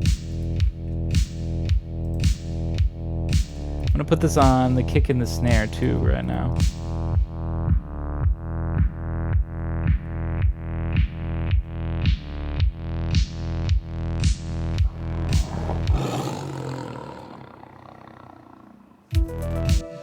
I need to make that better. I'm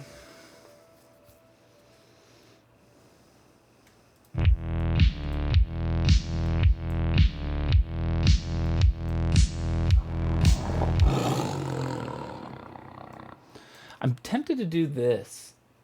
Actually, hang on a minute. Let's do this. I'm going to save this before in case I fuck this up or something. Let's delete this. And I'm actually going to put on the bass here a plugin. It's called Cassette Transport. Turn on the rotor volume, no switch volume either. And let's have the stop time be like...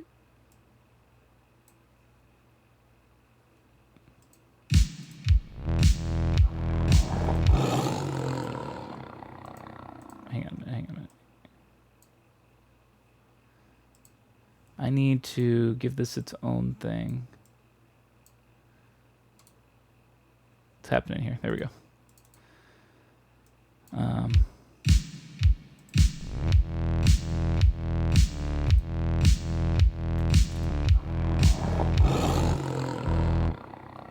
Boy, my Ableton's lagging. Why are you lagging, buddy? Okay, let's try it. So, when this would happen right here, I don't even hear it over the Tiger Roar. How fast is this fading out? Hang on. But essentially it does that.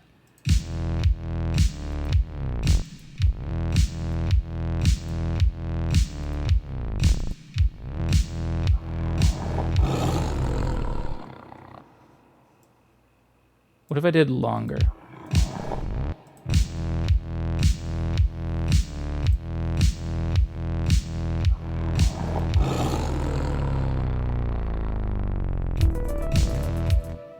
That's too long. What's happening here? Did it freeze? This plugin is a bit messy.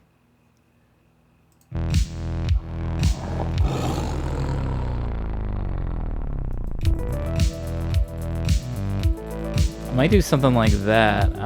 It's set to, I think, 2 bars right there, which still might be a little long. Is this 1 bar?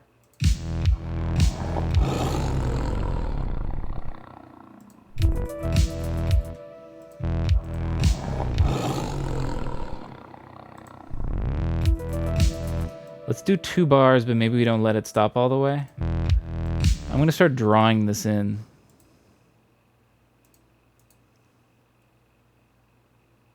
So actually here, this would be the easiest way. I'm going to hit record. No. Back here, though. Hit record. Oh, shit. Hang on a minute. Undo. Keep it on. Just guess where I need to hit it off.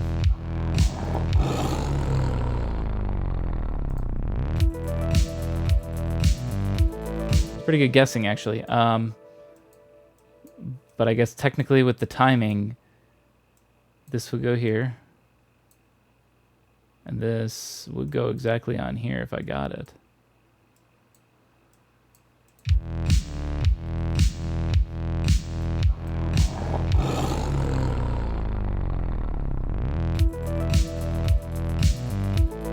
Actually, that brings up the question of should I just grab this out and drag it out a little bit longer?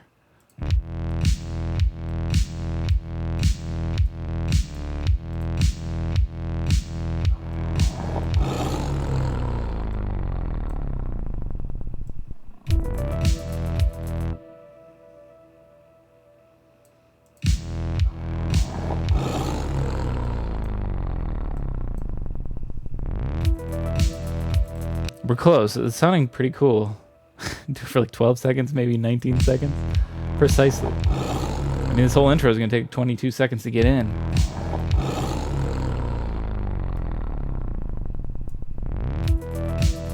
This does sound cool.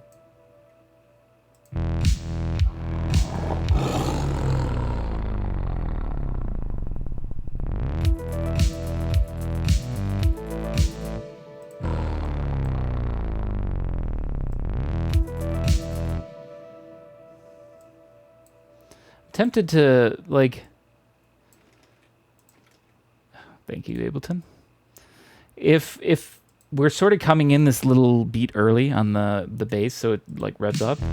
Would it? I'm gonna put in like a snare here, or like this.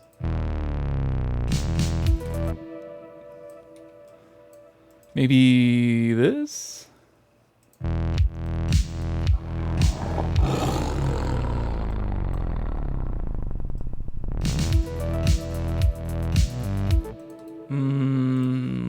Almost. Oops. I need to label this better. Roar. What is this part even again? I don't even know. It's some fifths. I don't even know that I'm going to keep it. I don't even like it that much anymore. I was thinking background. Something like there.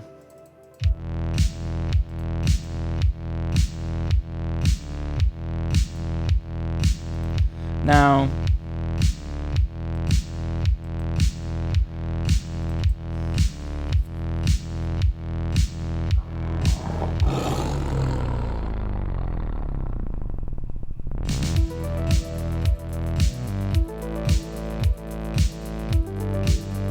never mind.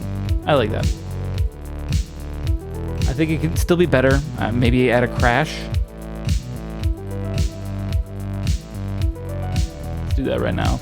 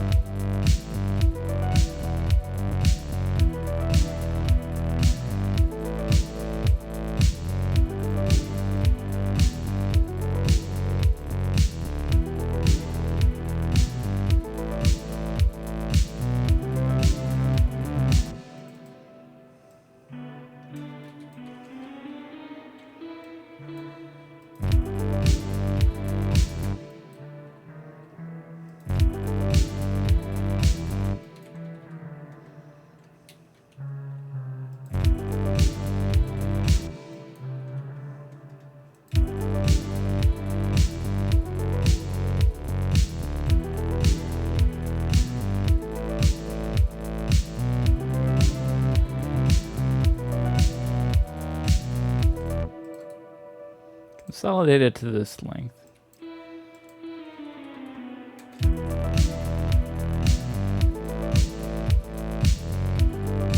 I will say that putting the tiger roar and like timing it out, that's something I should, as a lesson for next time, do that at the end, because now my song is, oh god damn it.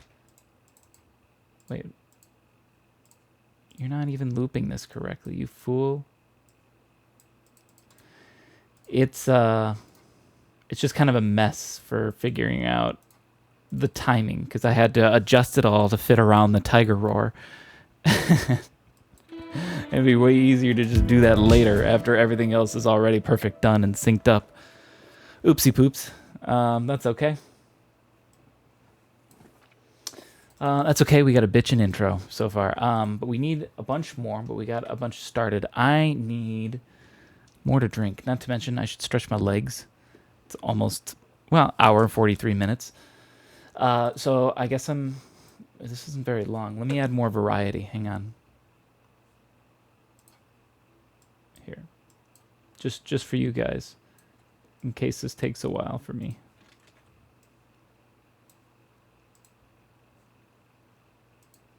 Just gonna guess on some of this stuff. That should probably be good. We'll cut out the bass on the first half here. Sure, why not? There we go. Enjoy this variation that I even haven't heard. Bye.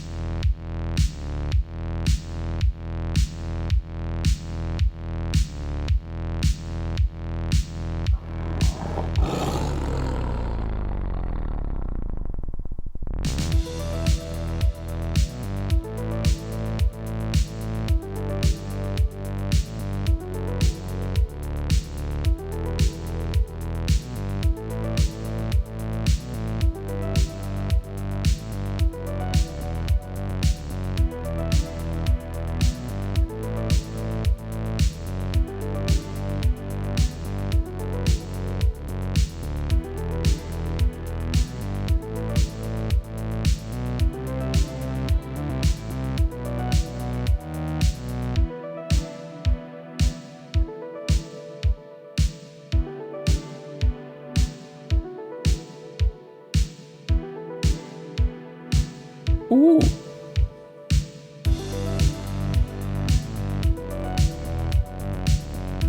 Okay, came in at the wrong time, as you could tell. I guess that was there. It should actually be like there. Okay, but I like the break here, right? And we can make it better.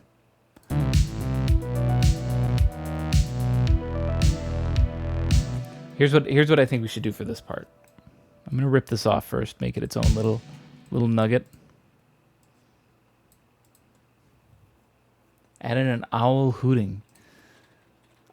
I'm not sure how, but I actually feel like I could fit that in.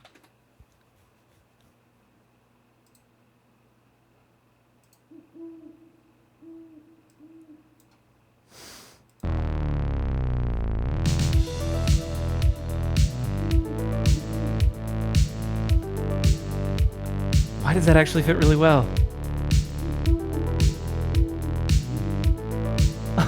It actually works really good. I don't even need to pitch shift it.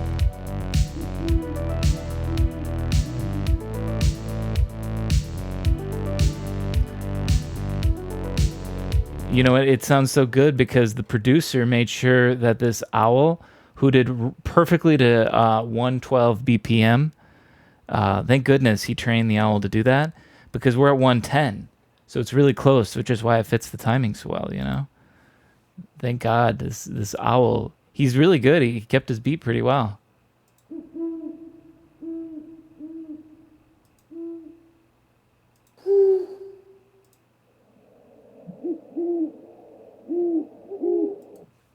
Okay.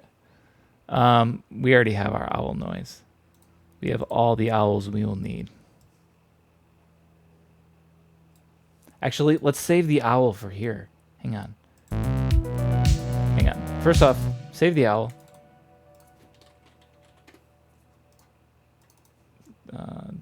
Actually, keep the warp on. I don't give a shit. Let's turn it down a little bit. Send it to reverb. I'm less interested in looping a pigeon.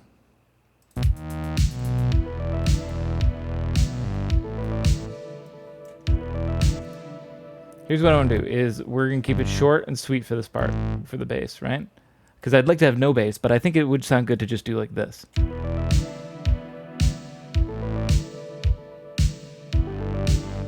Actually, maybe not. Maybe just the first note. Maybe that's what I was missing.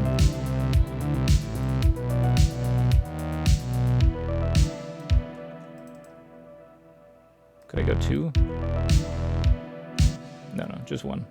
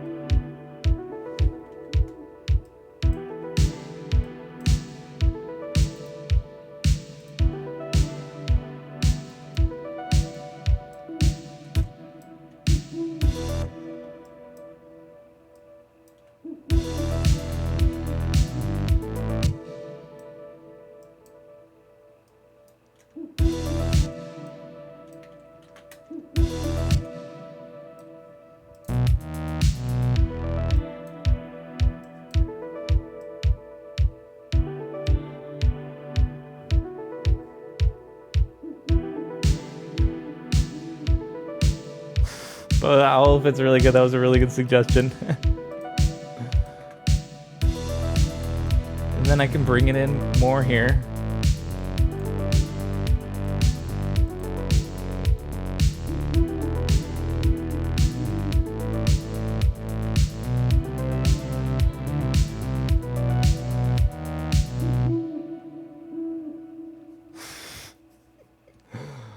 A day at the zoo.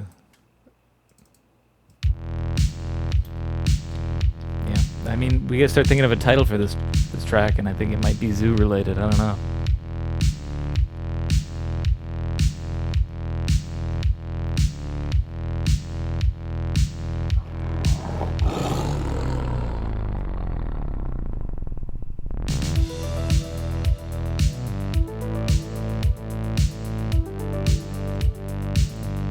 So I still feel like we need more of a lead instrument and everything. You know. All fun with the animal sounds, but wild fight, wild fright. It sounds like a Six Flags event. Come on down to Six Flags this October for the wild fight, wild fright. We got some fright. We got a little fight.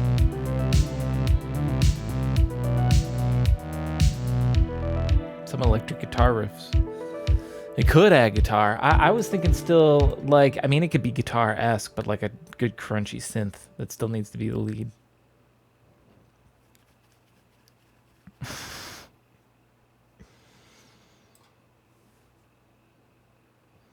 Not all line. That's 2 options. Oh, I see. Okay.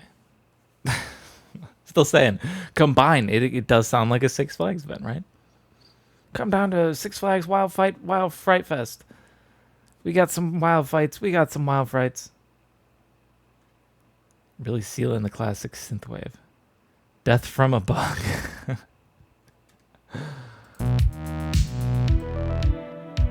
I like that. Why? I like that, but I don't like this. Why do I feel like this sucks? Hang on a minute.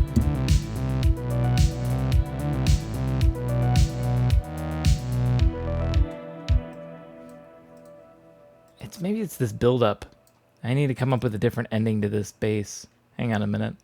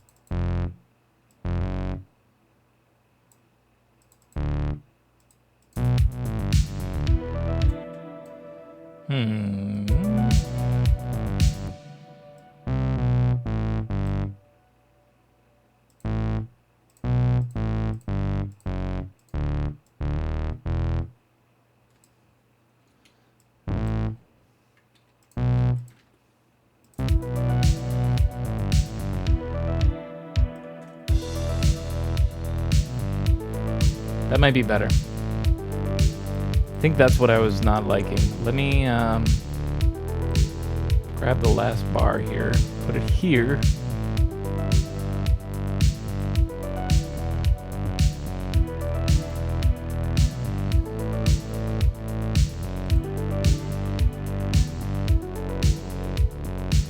As I mentioned, it still needs a lead, but I'm okay with not even bringing in the lead here, because the bass is so active.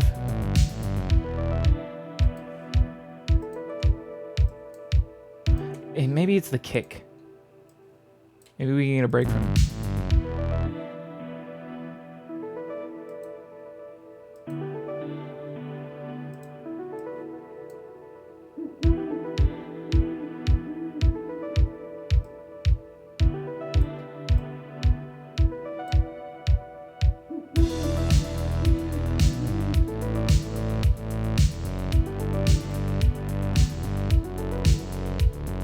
Maybe I'm waiting too long. Hang on.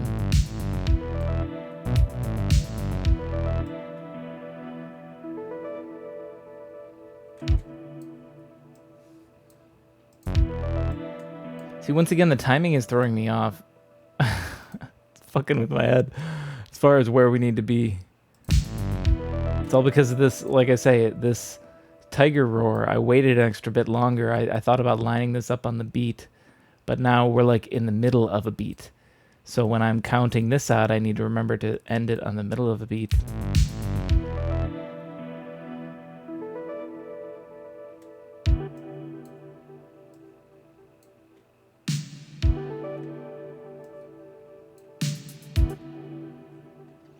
Okay, let's do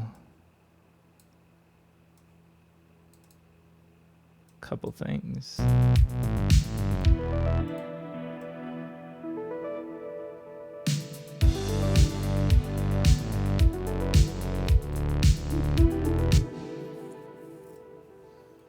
Maybe we don't come in that early with the owl.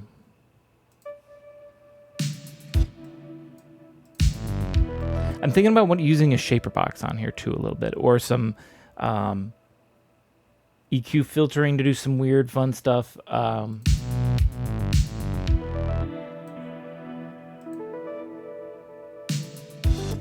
Just trying to get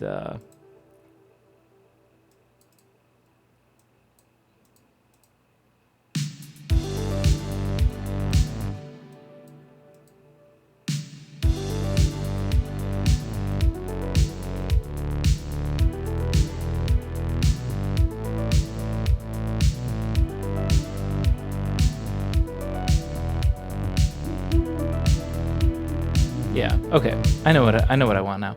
This is where we're going to bring in whatever this lead sound that I was talking about, because it just needs maybe a little bit of an intro with everybody cutting out, and then it can play over the top of all this. And I don't think the lead needs to come in right away because the bass is so active. You know, it's all over the place. We before this, the bass was this.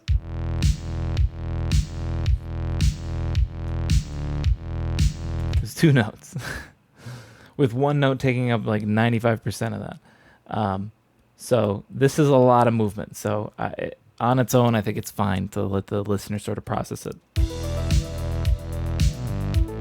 And it's not just that. You got the Arp Melody highlighting the chords as well.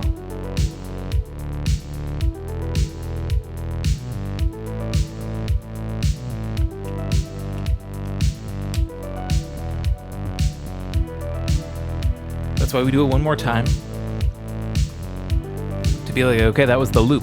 Did you recognize where that looped? Get used to it. Bish.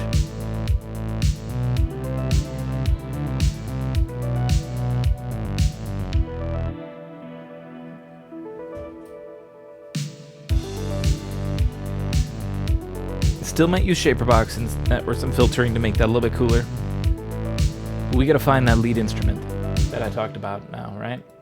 Because then the lead can carry us all the way through here if it's interesting enough, and then here we can put in our first break, variation, wherever we're gonna go.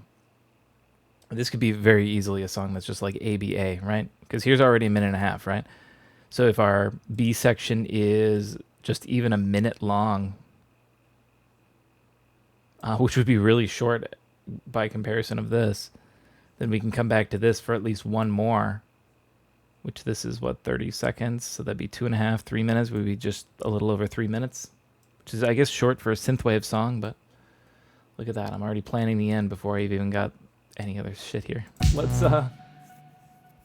get a lead. I don't know what I want for a lead, and you know what's been good to me today is Isotope Iris.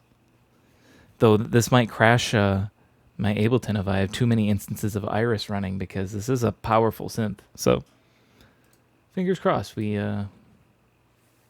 can hold her together. Come on, buddy. Oh, wake up. Break up. I wanted to. That's my System of a Down knowledge.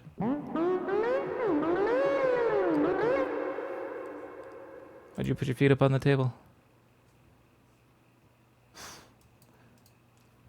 I sound like a crazy person that has no idea what I'm talking about.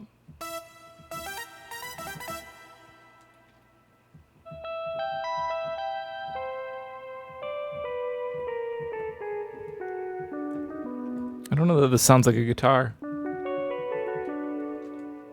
but it sounds nice. I don't know that I want to use it as the lead. Let's see.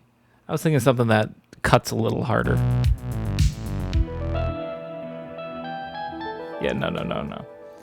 No, something that's a little sharper. I've used that before. That's a good sound.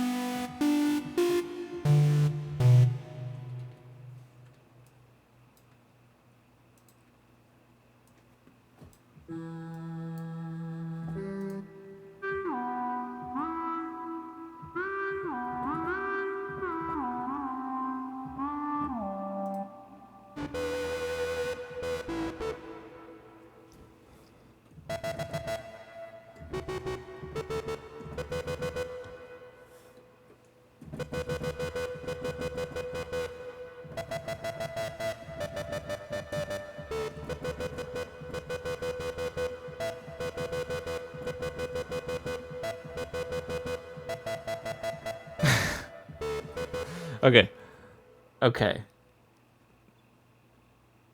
What's going on, McSwag? Welcome. Did I wake you up?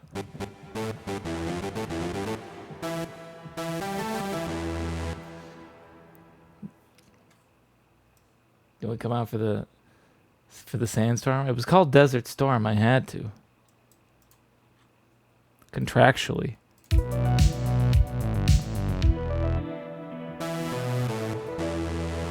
This has some edge to it, but it's a little loud. Can we, damn, it's that.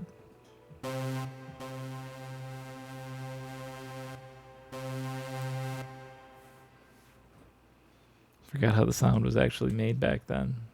Sync synth of some sort. Just think of the electric guitar from Fight Against Time by Wave Shaper. When I was just playing that there?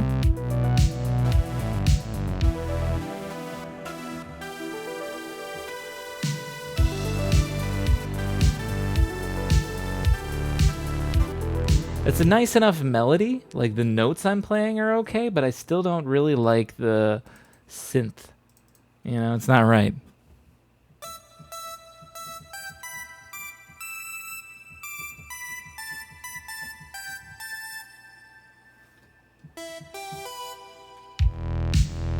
Come on, stop.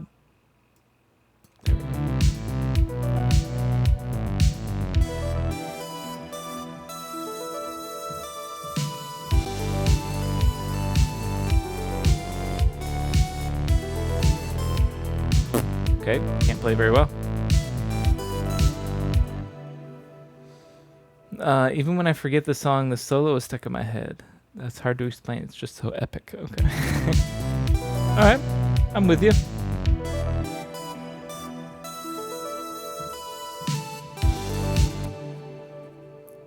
Again, I like the melody. It's just not the right synth. I might just track this out, and then that way I can flip through these synths a lot faster. What the fuck is this? Funk stab?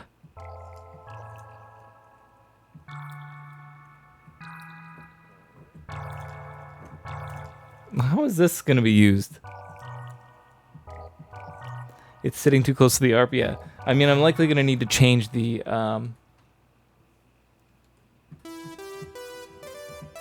register. It all depends on what synth I end up using, but...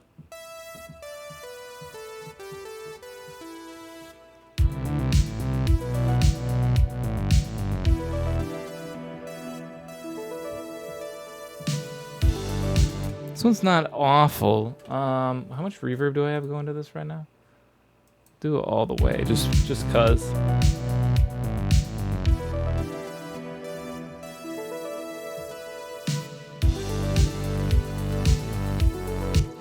It's just okay. I don't know. I'm not like blown away. Do I have control of you? Okay, you're gonna be that.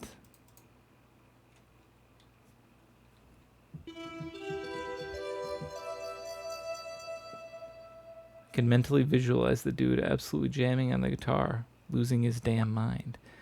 Did you see that performed live?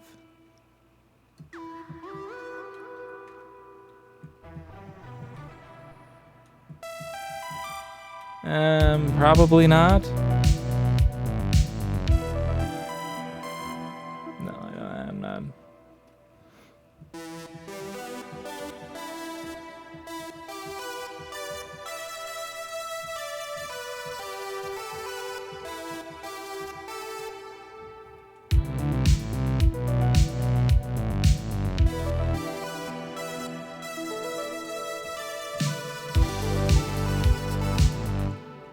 It's got the crunch, but it's still not that good.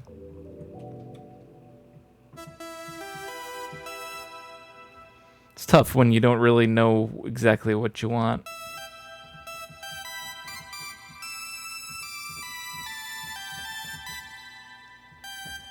Is that too high? Guess we'll see.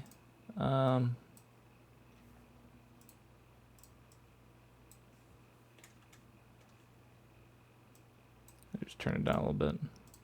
Like I said, I should just track this out already, so I don't have to keep playing it over and over. Sax lead phone, love sax and synthwave. That's true. I've got like a, you know, here we'll try something. Hang on, let me just track this real quick.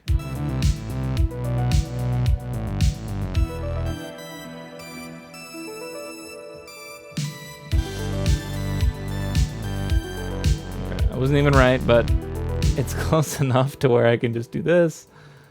And we can... fuck, I made a mess because of the way I made my intro.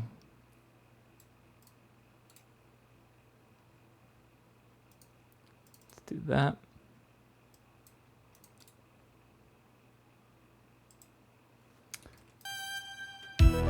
I hate when you do this sometimes, Ableton. I'm debating how much would this mess shit up? Like just fixing the timing. Actually, let's do this. Here's how we're gonna do it.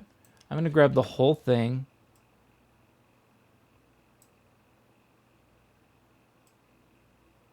And we're gonna put it right there. So now it starts on a beat. And this way we have this, I guess, little millisecond of silence. And then it all comes in fine. And I guess, because I'd rather have this intro part be like weirdly started on the beat than the whole rest of the song. And so now the rest of the song will always line up with downbeats, thank God. Okay. because that way I can do this better. And I can grab this and go to, I don't know, how long do I even need to go? Let's go to there for now. Consolidate. I want to quantize that a larger scope.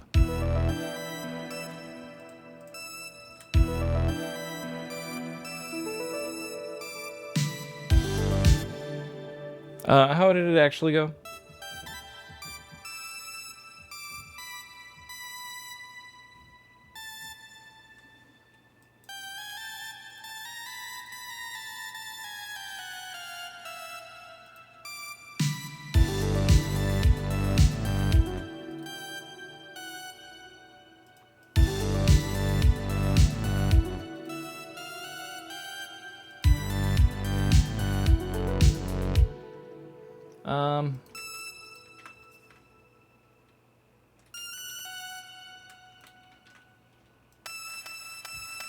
I don't know also if it's velocity sensitive or not, but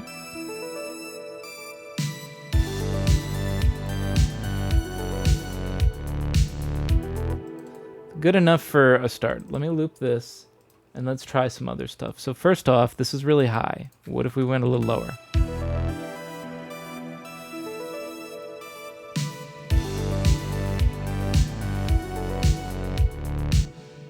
Okay, I have this fake sax synth, which can sometimes pass a little bit as real, depending on what notes are played, but sometimes being fake sounds good.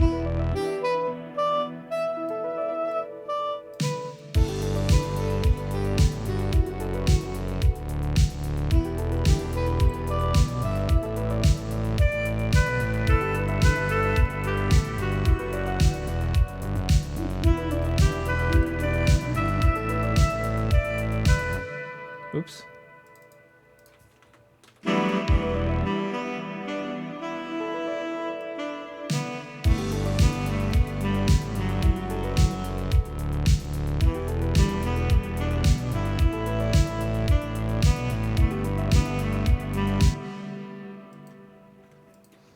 Okay, I think you guys were onto something with the sax, right? That sounds kind of nice.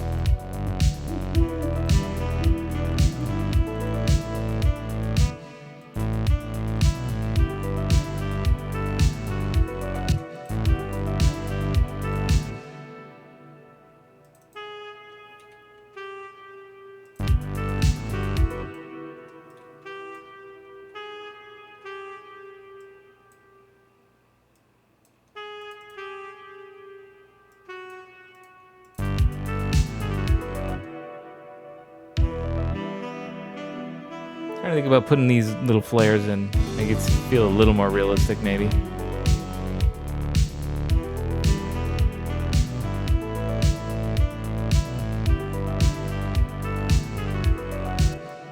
Like this little thing, like, you know, that's something a sax player would do. And then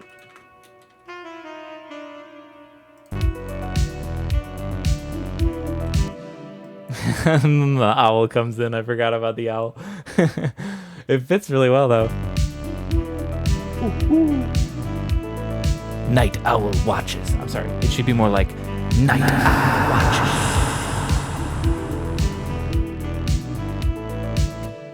Okay.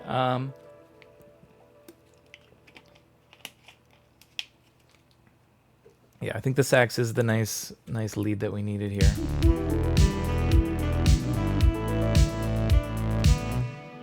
Let me do this.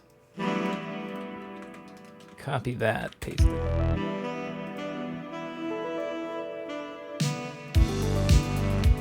Also gonna grab everybody right now. We're gonna randomize the velocity by 8.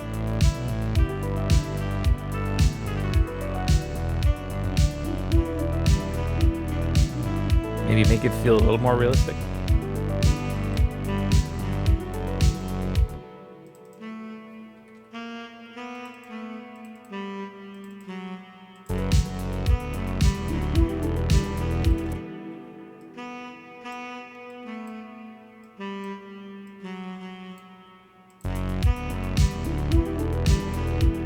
See, like, you do little mannerisms that try to make it feel like it's a real person playing, like this, like a slow day crescendo.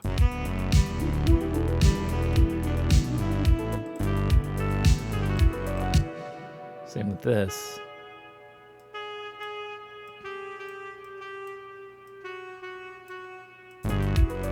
Actually, no, this should be louder.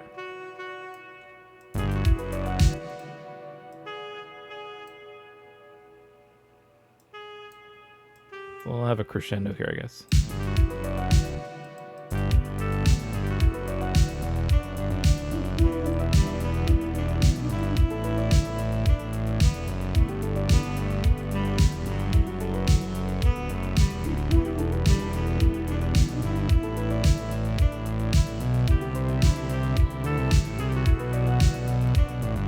Leave room for breaths? I think there's still plenty of room for breath.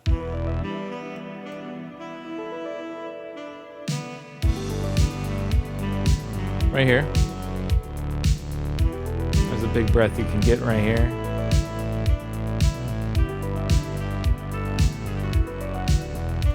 Maybe we cut out this one then.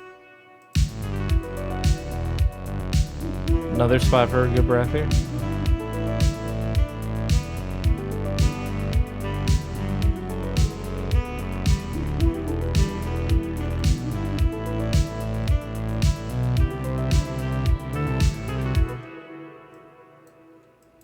No breath on the last one. You gotta tough it out.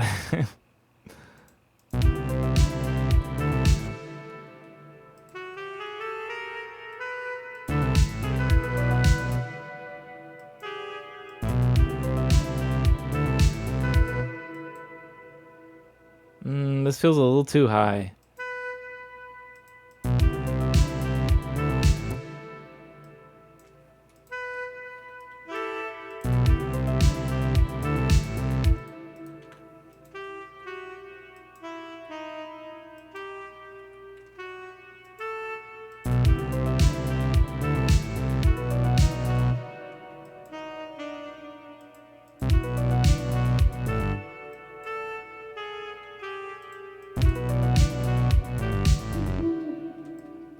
That's not bad. But now you got plenty of rooms for breaths, right? Breathe here, you breathe here, and I guess you could slip in a little one here at the end before you do that.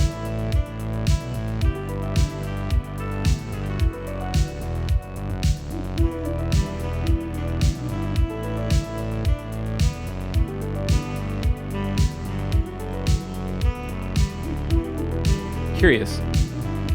Duplicate it? Up an octave? Change it to soprano sax.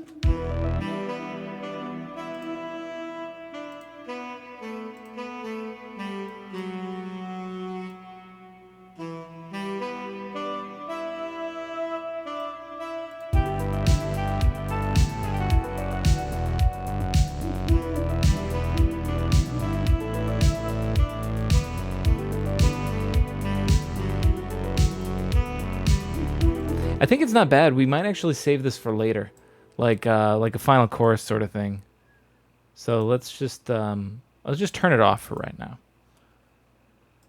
But I think that would be the plan. It's the first time this comes in just one sax, right? But imagine we do a B part and we go to that, and then we want to come back to this part later on. Then when I copy and paste this, we'll turn this one on and we'll delete it over here. So that way you just hear this on, this would be like the last chorus, you know?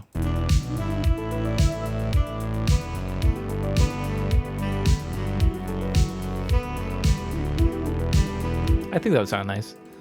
We'll call this one Sax 2. All right. I think it's time, I guess, we figure out a B part. We got a pretty banging first part and intro. Here, I'm going to play this from the beginning while I just do some groundwork set up for the B part.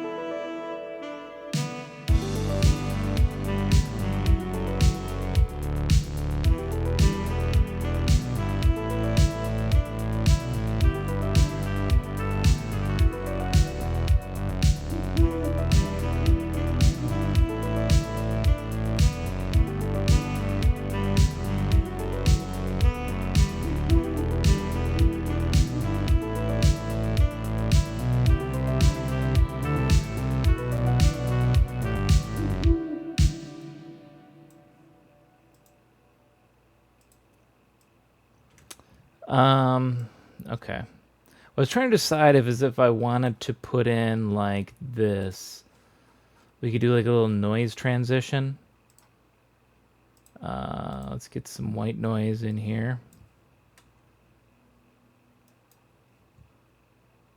I guess it would come in here-ish.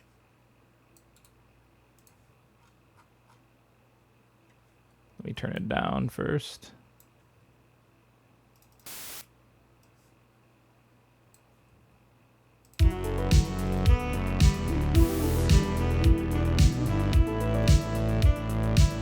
Do like a little something like this.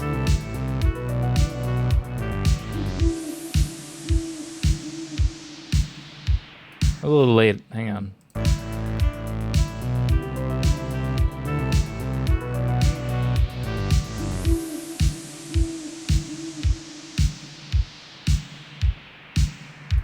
Send it to reverb too.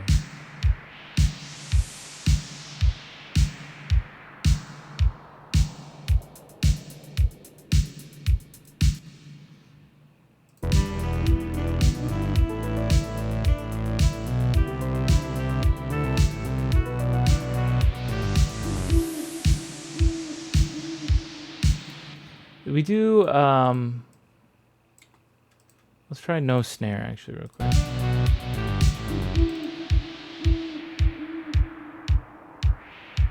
I like this, honestly, I like the owl a lot. So what I want to try to do is keep the owl going where it needs to. Is that the right spacing?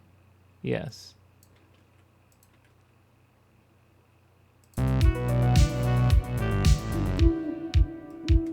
Which more, I think, reaffirms that I need to have this this transition, because I think the owl with just this like noise sounds really cool.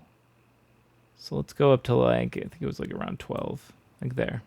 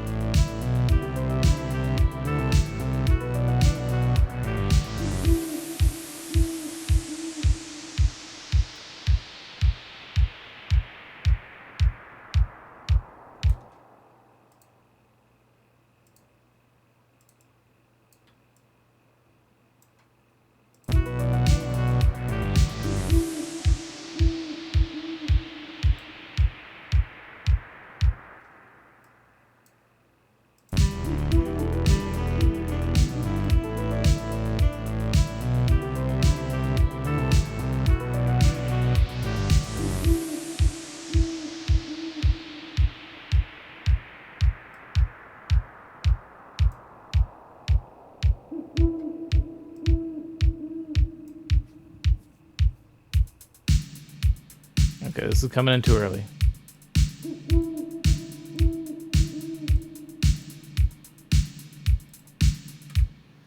Now, could you use the reverb from the tail of the snare before it's gated? I suppose I could. I want to line this up real quick with some timing. Get an idea of how long this section should be.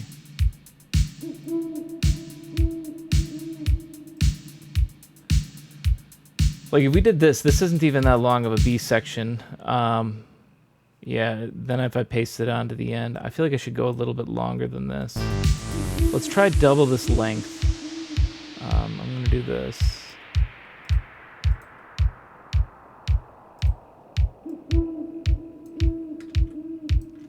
Just get an idea of how long this shit needs to be. Does that sounded like it wasn't in the right timing? No, I'm crazy.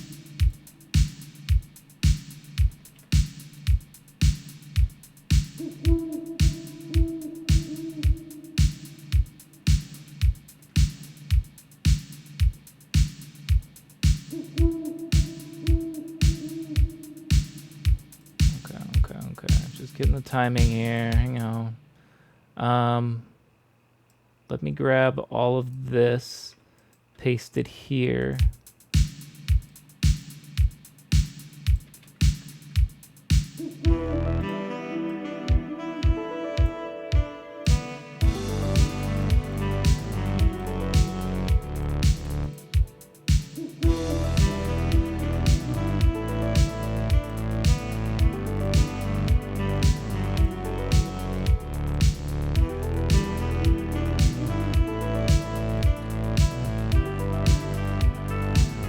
Oh, double sax here, before I forget. Copy and paste this there.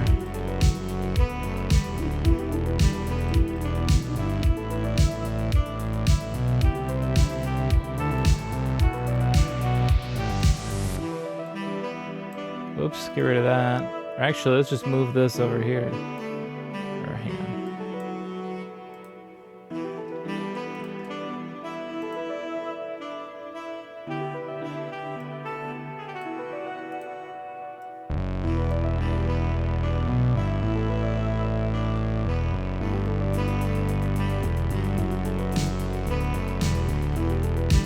That should almost be how this stuff comes in, actually.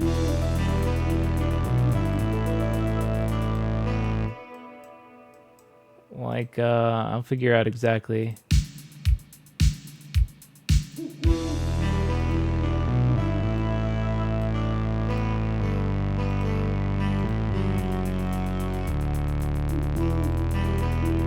The problem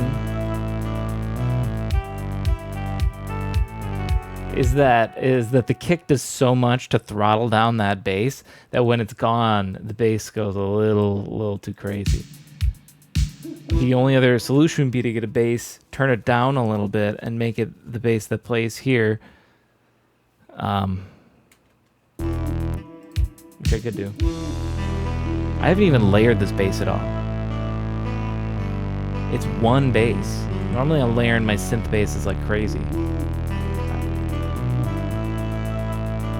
This is what's too loud right here, right? Because the kick keeps it in check. You can see how much it keeps it in check.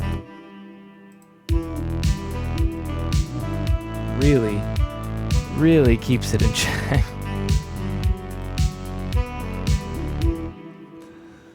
But it's nice. It's what gives it some of the thumpiness to it.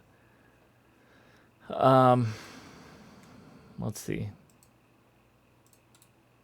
Let's duplicate this real quick. We're gonna delete here, and delete all of this. And just call this one low bass, I guess. And I mean low volume, not low notes. I know that doesn't help a lot.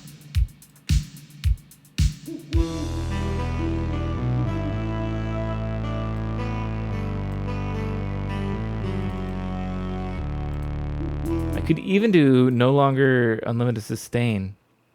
Oh, come on. You really got to jump back to the whole beginning? Come on.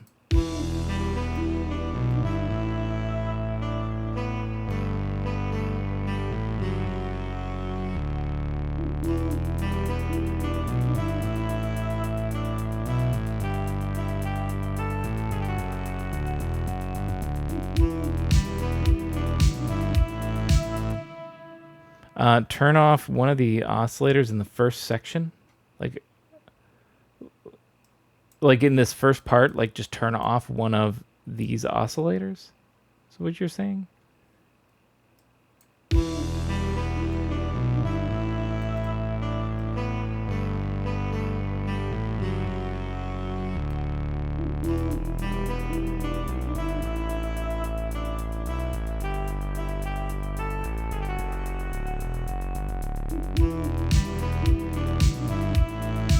That's with me doing other stuff to it as well, but I don't think I want to do that. Each oscillator is different too. This one's down an octave, so I'm just turning down the higher up one of the doubled. These are the only two oscillators that are used.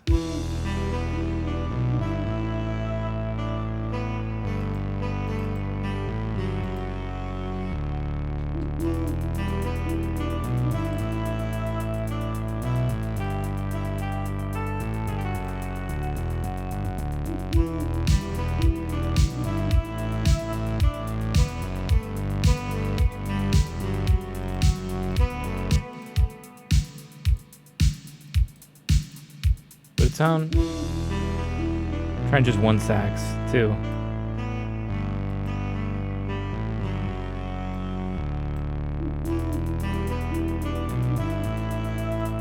No, let's do double sax from the beginning. I kind of like that.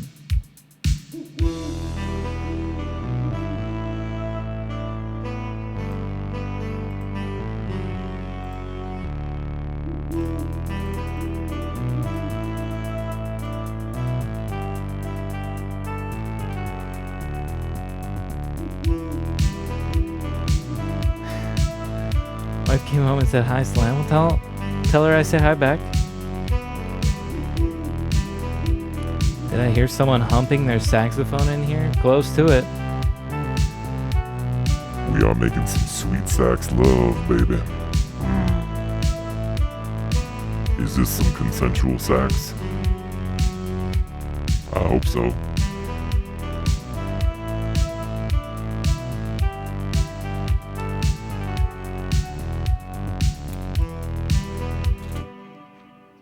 I do need to have variation in the sax, right? If we're going to loop it like this. It's fine where it is there, but filter out the top end maybe on the sax, you mean? I don't even have any EQ on them right now. No. So at least cut out the way lows.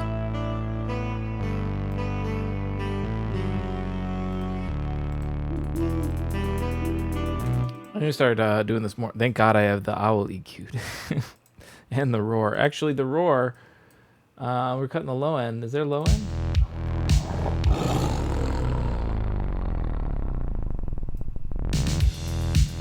Yeah, let's let the low end of the roar out.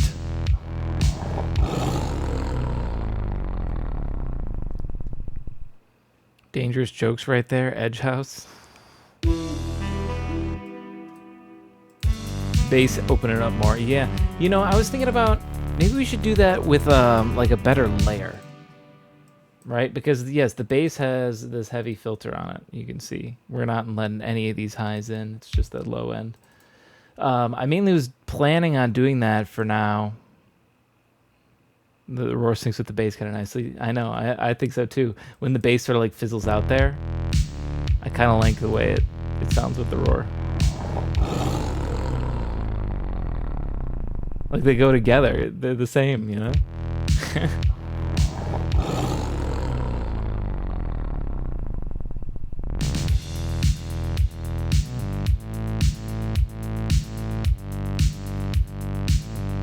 Yeah, beginning of the song is maybe the best part of it. You're not entirely sold on having a roar song, a roar sound in a song? I think it depends on the context. you're writing a fierce song, you can put that roar in. Now the question is this a fierce song? I have written fiercer, probably. But we have the potential to make it fiercer, right? Like here, like I was saying, the bass. Like, what if we start with the bass like this, right? Bass is fine as is at the beginning. But then we open up some crunch here. Now I'm going to lower the volume of this one.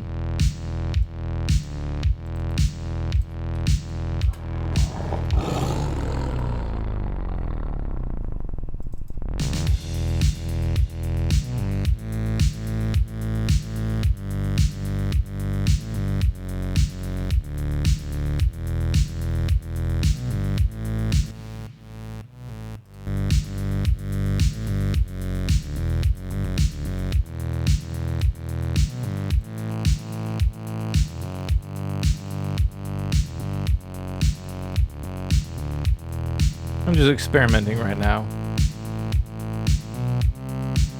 The context of the roar now is the horny sax guy. Exactly. This is a courting song by Sax Man.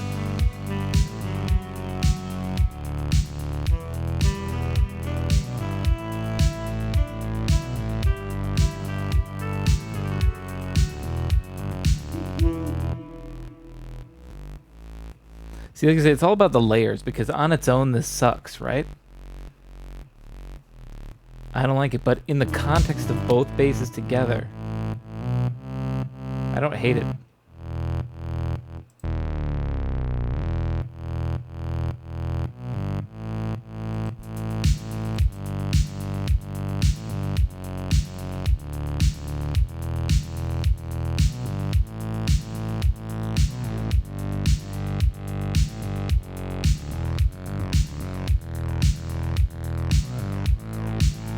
Oh, we could do something funky like this.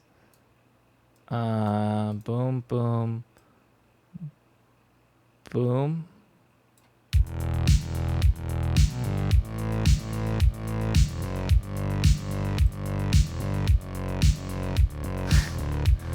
Bunch of butt cheeks coming in the office. Nice graph, thanks. This is this bass. Oops.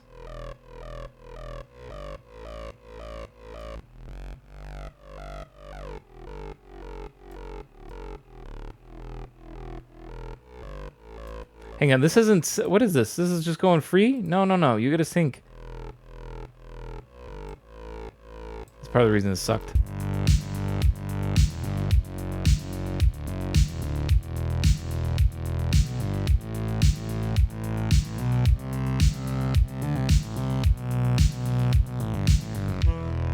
Going all Daft Punk on you, eh?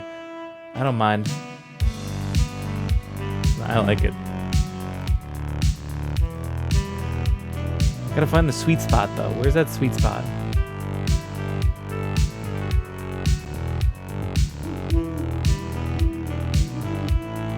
This might be it.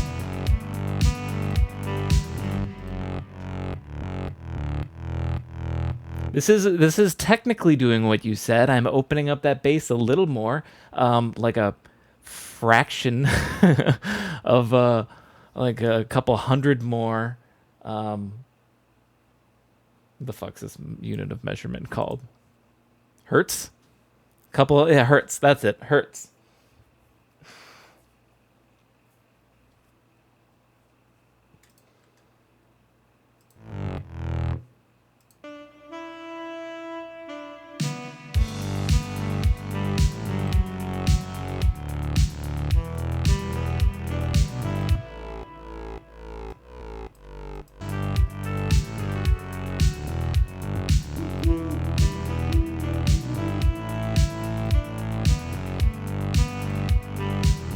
I have like nothing else on the sax other than reverb.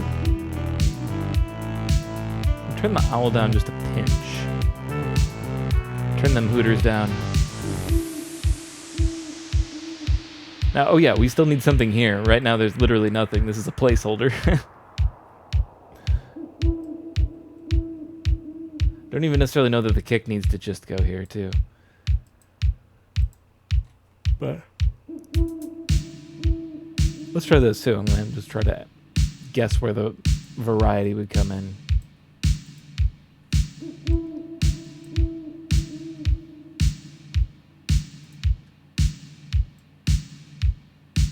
Oh, I turned off these guys. Hang on. These guys have been off for a while.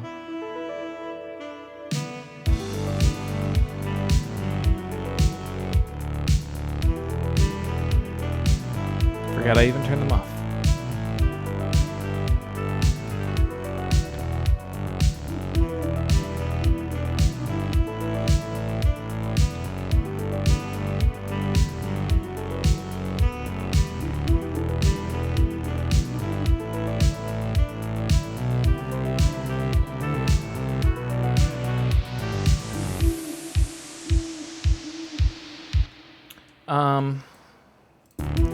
Let's keep it up with the bass. I don't want to cut out the bass entirely here. Maybe we'll just go something simpler.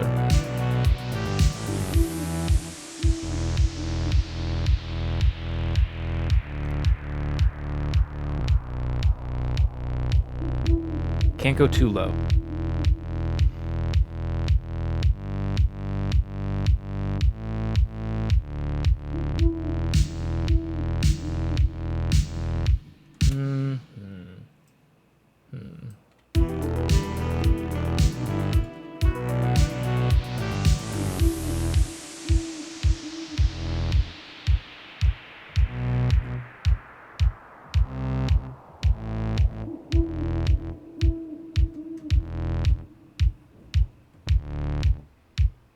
No.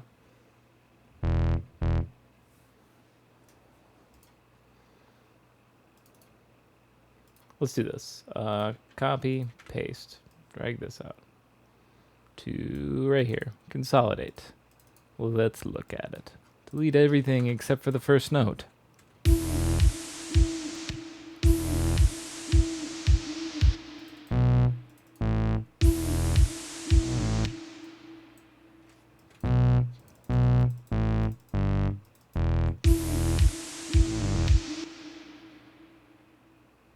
What's that other sound? Is there an owl sample in too?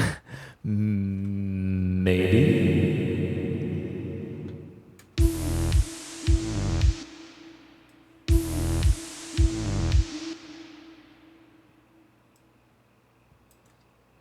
I ordered a demo box. When I get it, I'll apply a few things that may pique your interest and send you a sample. That sounds fantastic, Hefner. You keep me in the loop.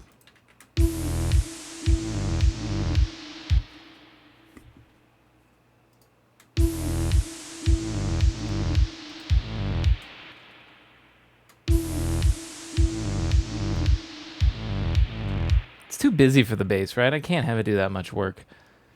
This is a bass that excels at long, open-held notes, you know? That's why this sounds so good.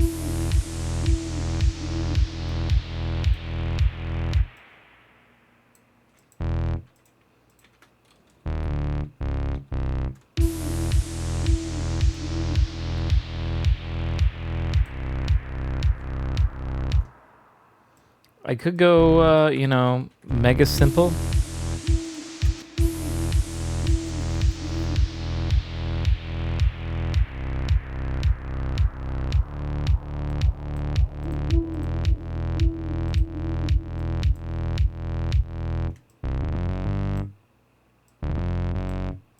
Okay, this is, leaning hard into the keep it simple, stupid mantra, but you know what? Sometimes that is a good mantra.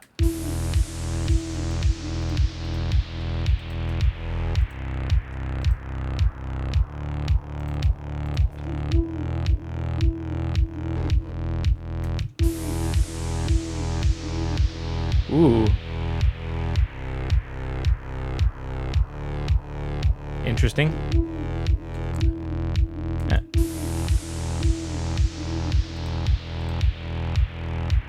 Actually, let's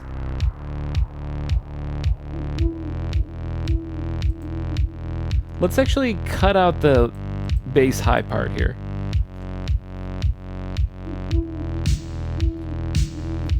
can save that just for the big chorusy stuff.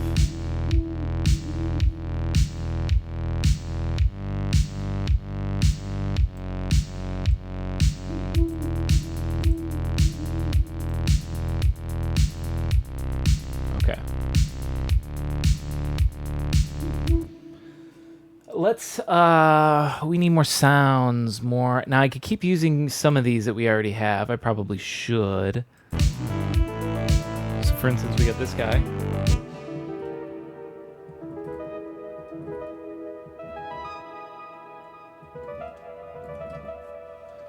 How should he come in?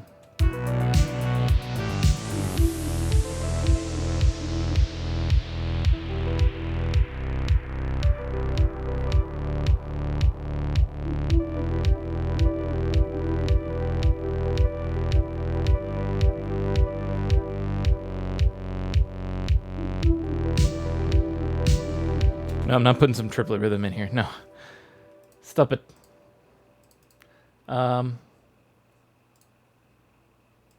Let's just, as I say, get some notes on the page. We'll figure it out. I know I want, like, this chord. This minor 7th. For right now, temporarily, I'm going to mute the owl.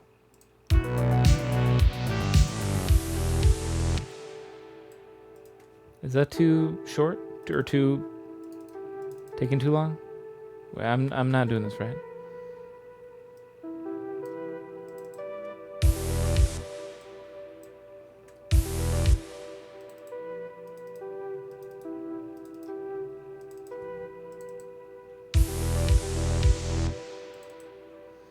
You know, this might be weird and messy, but what does this sound like? If we just kept jamming on this. Because technically I could do this to reset the beat every time.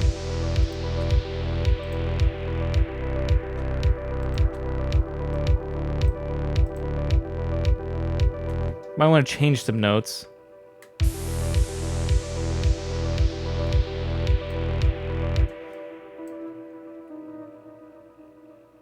This goes to a C.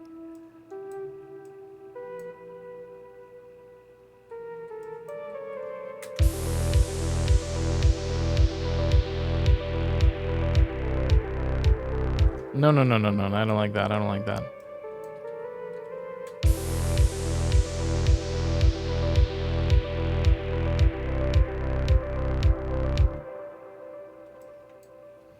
Yeah, it might actually not even need a change.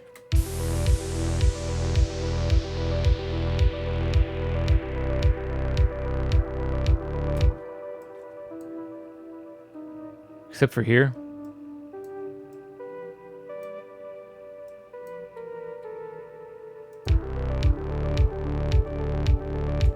Yeah. We'll do just the last one like this.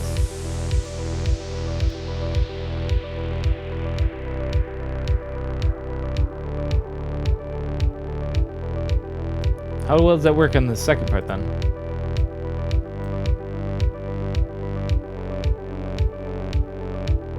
It works perfect. I think I don't need to change a thing.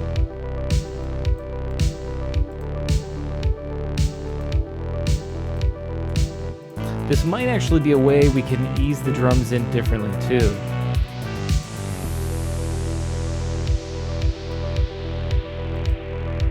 Maybe not. I was thinking like this.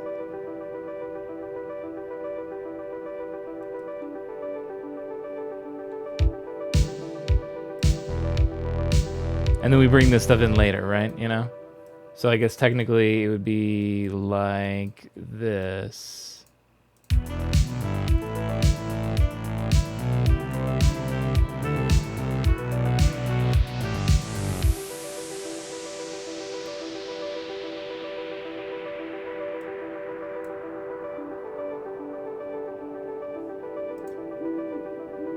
Keep in mind the owl would still be hooting.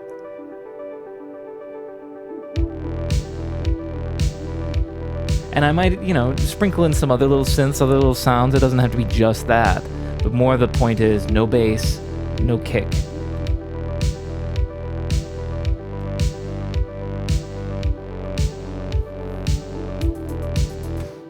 I mean, hell, if I really wanted to drag this out, we could do this then too.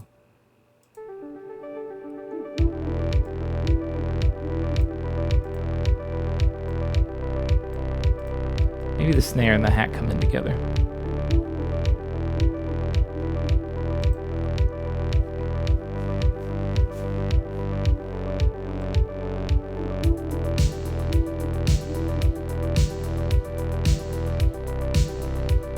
Keep the bass running, you think? So rather than have it cut out like right here? Because the thing is, if I have the bass here, I feel like I need to have the kick. For the same reason that I had to make a whole new bass track right here. It's too intense. Gives the melody harmony, if that's the correct term. It does. You are correct. But that's why I almost feel like it doesn't need it right away. Because this is our midway through the song, right? This is about halfway-ish. I guess technically if you're looking at the song, it's here. But whatever. I like the idea that it just sort of drops you away and you're left with no harmony. Or really an idea where you're going, because this arp is just this. So you generally understand what chord you're on. And then it changes here. But otherwise, you've I don't know, moved very far away from the structure that we had set up here. And then the bass sort of brings that structure right back.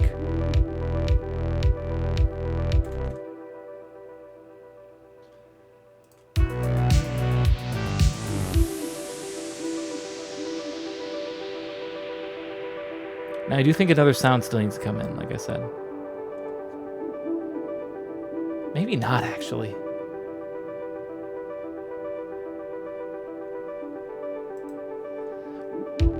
But I will say I almost feel like a swell back from here, like this.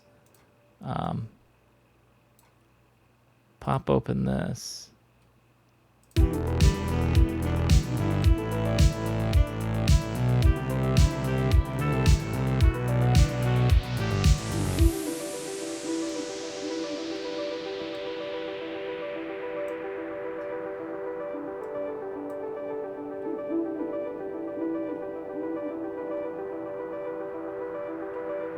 So this comes back.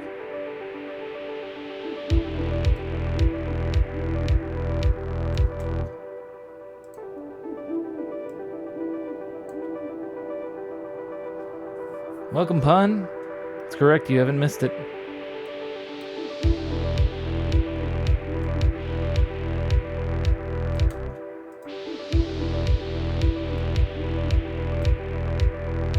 Maybe use a drone playing the root instead of the bass. I could, but still, like I say, I kind of like the idea of this lost harmony. Like, I don't necessarily want that root note being played. I mean, especially too because the bass comes in here with the root very quickly. Can't we have 20 seconds of ambiguity? Or we're just sort of floating in the harmonic ethereal space? Come on, guys. You're letting the rules of music just shackle you to a single viewpoint. I don't know. I'm trying to sound deep and shit like that, but whatever. The bigger question is, why can't I just let this harmony float out here?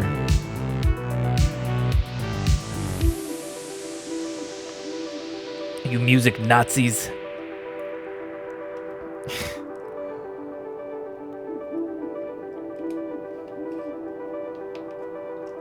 Damn you. I'll fight you music fascists.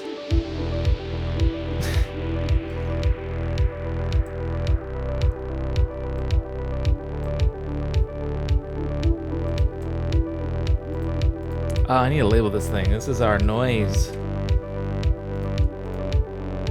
If anyone ever doesn't do this, I mean, I do this all the time on all my Tunesdays, so if you've seen past ones, you probably already know. But Just literally all this is white noise and a low pass filter. And you just let some of those high frequencies in, and then you make them come out, and that's fantastic transitional noise. Perfect. Or a sound, or a wind sound for your NES game, whichever you need.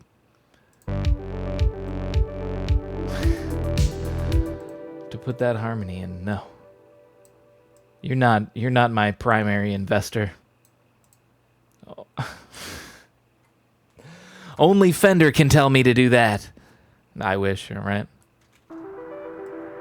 Only Splice, my primary my primary sponsor, Splice. Get splicing. That's their slogan, right? I don't know. You'd never think that Splice was my sponsor, given how much shit I talk on them. But you know what? They pay for nothing. Or wait. Yep.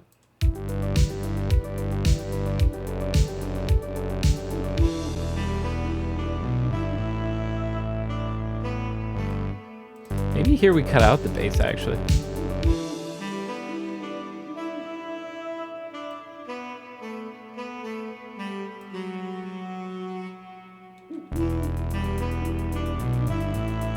Nah.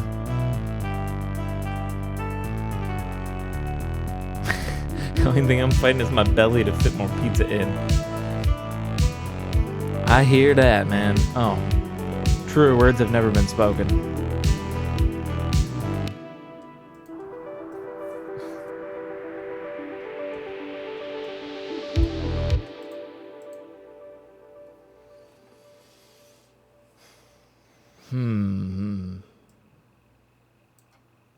Trying to think. I don't know that I want to use the fifths here. These sort of serve their purpose, and it's not even a very strong purpose. It's a really background thingy. So maybe I just need to add... You know what I need here? I know what I need here. I just need a good vapor-y, synth-wavy, retro-wavy pad. I may have the perfect one that I literally call pad vapor, but this one's usually a little too intense.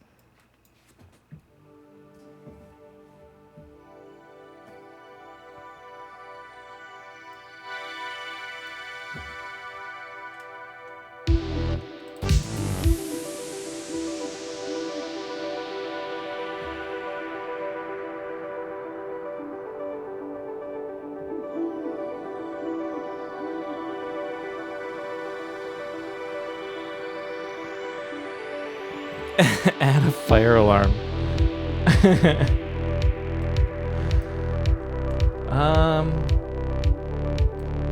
I don't know. I mean, like that's like the dick move of adding police sirens to your songs, and then you can't play them in your car because then you think the cops are pulling you over. You know, that's such a dick move to do. And like putting a fire thing in, you'd be like just relaxing at home, and then you'd think there's a fire. Can't do it. I can't be that much of a dick.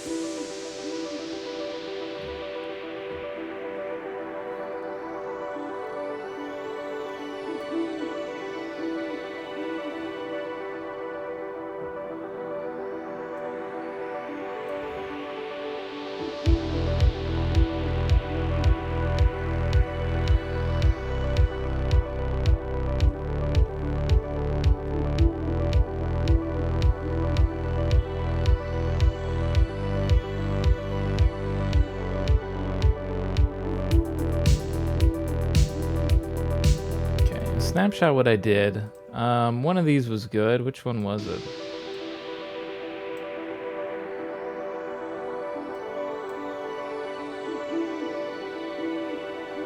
I think it was this one.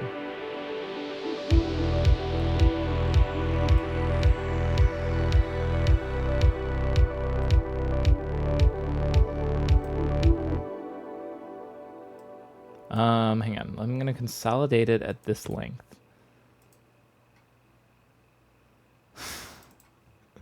Actually, that reminds me. I'm going to keep muting the owl. I like the owl edition. In fact, actually, let's turn it down a little. But when there's nothing in it but the owl, it's a little, gives a little...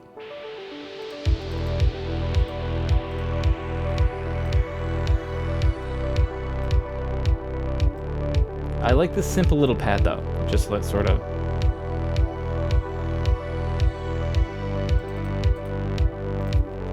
I'll just call this fade pad.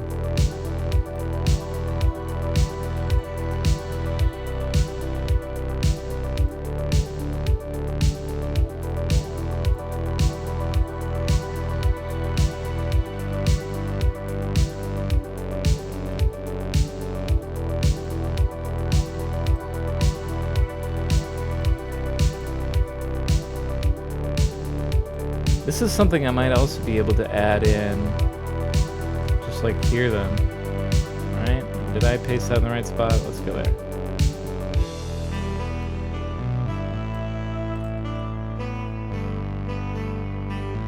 I gotta fix this up a little bit still.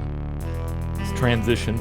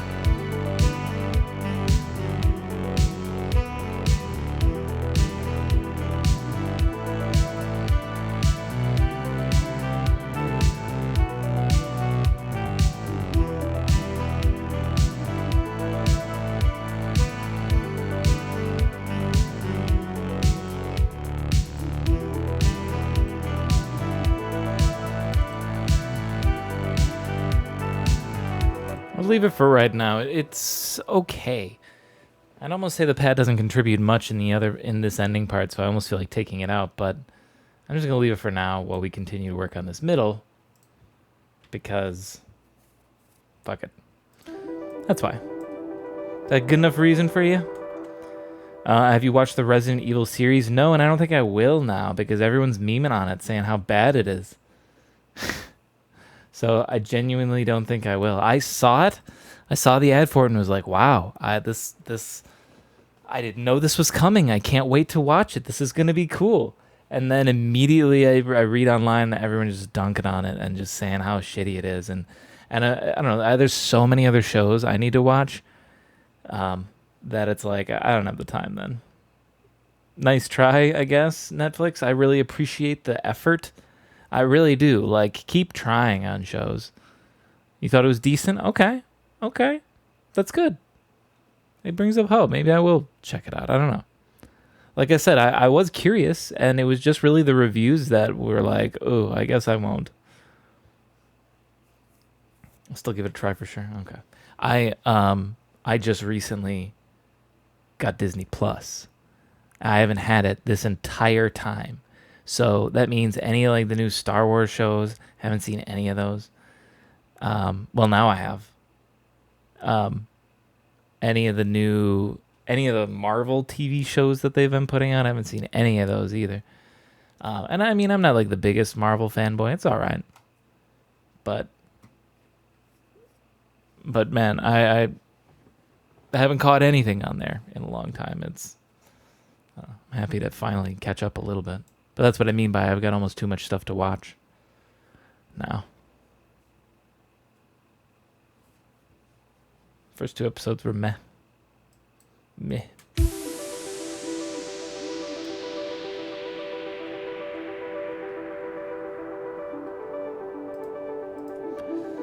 Alright, I still feel like this might need a lead that's not the sax, I think. Maybe.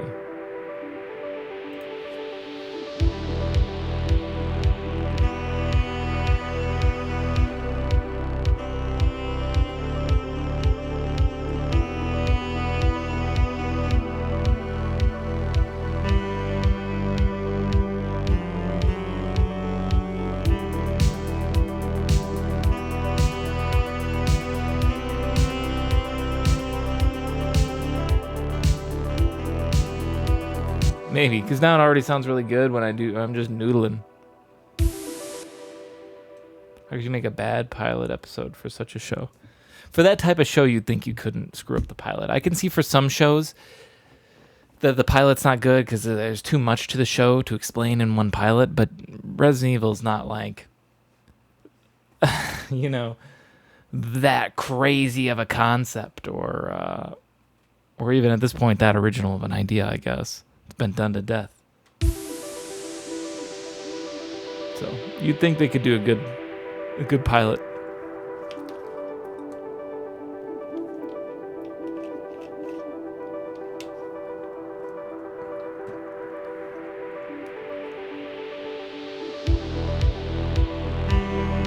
I touched it too softly.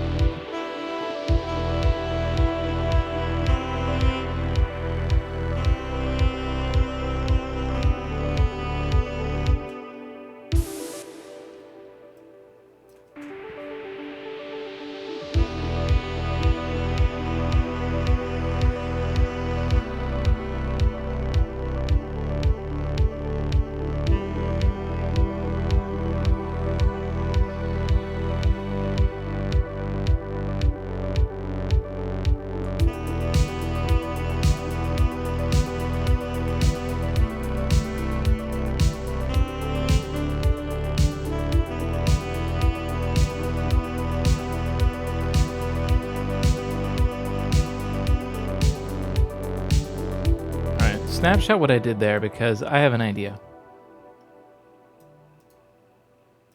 Start here, go to there, consolidate.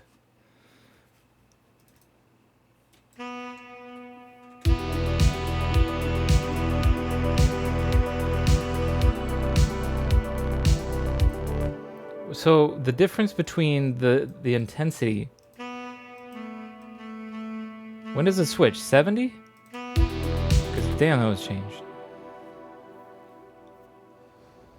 I've played Resident Evil 2 Remake lately with first person mod. It was very nice. I haven't played any of those remakes, any of the Resident Evil remakes, but I love Resident Evil 4. And I know they're remaking that, and I don't think that needs a remake. The original stands up. I understand remaking like the original Resident Evil game, and even Resident Evil 2 needed it. But Resident Evil 4, as is, the original game stands up today, I think, still. So I'm curious to see what they do for a remake, but I imagine that they can only fuck it up, probably. I guess they can make it better, maybe. I don't know how.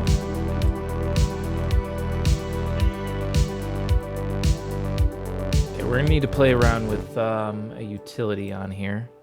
I'll figure it out in a second, but for now...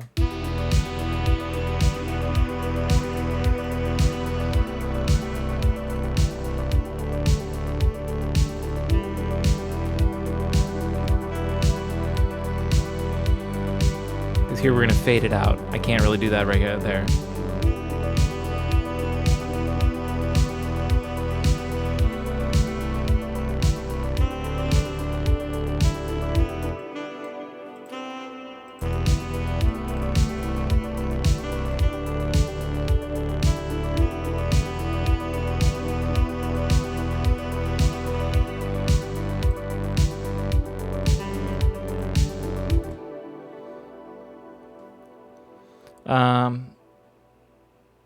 Graphics are outdated aside from its nostalgic qualities, maybe, which, by the way, I do have too, even though I've never played it. See, I feel like you're right. They could tune up the graphics a little bit, I suppose, but I still don't think the graphics are that dated. They're not that bad. I mean, they fit the creepy style. You know what I mean? I don't know. I guess I worry more that they could fuck up more than they could improve. And I think that's a valid concern. Because many game studios do that with remakes sometimes. It happens.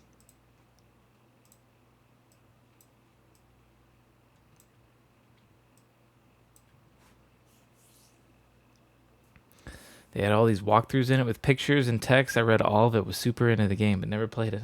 That's funny.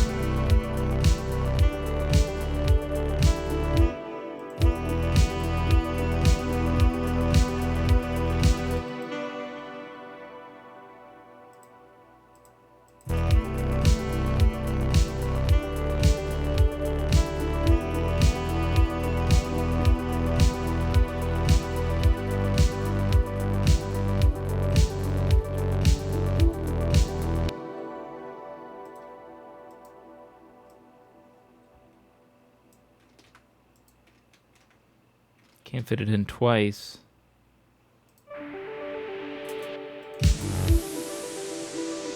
Question is, do I just scoot this thing over? Is this actually coming right here? Maybe. What else would come in here?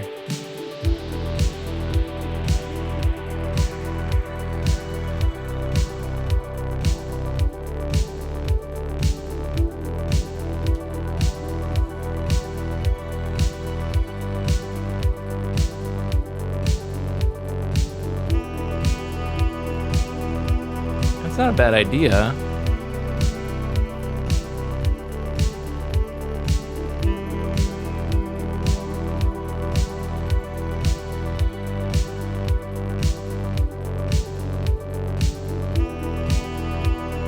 I feel like this middle part could go even longer if I do this, though.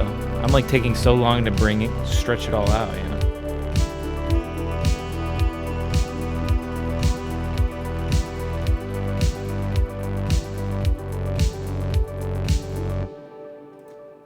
Fuck it.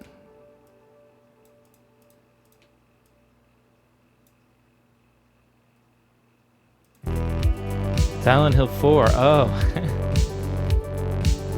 I played Silent Hill. I love that game. I played the original, number 2, and number 3. Wait, 4 was The Room, actually, right? I played 4.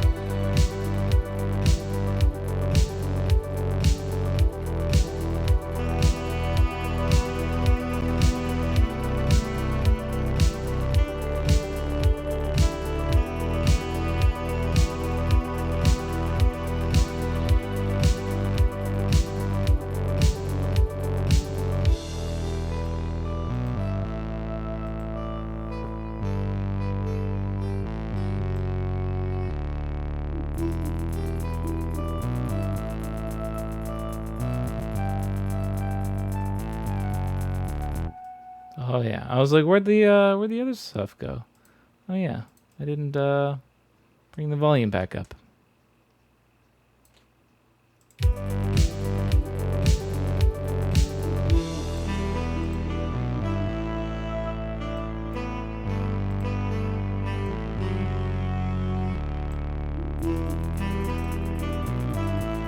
Is the owl too much? The owl never stops.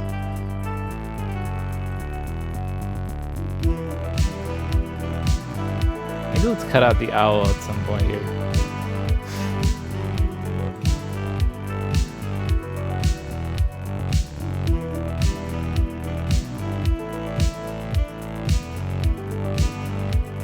I'm gonna cut out the owl here. And even here.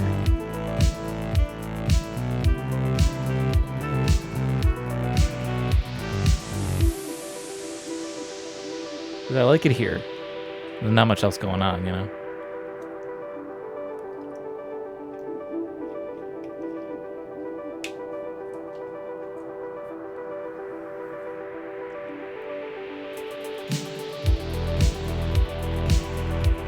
Yeah, I think this is a good idea. No owl during this part. Give it a little bit of a break in that owl. I'm playing a remix, but the original were jams back in the day, yeah. See, I was never a big fan of like original Resident Evil. Those weird camera angles, and I guess Silent Hill did the same, but I don't know, it bugged me sometimes.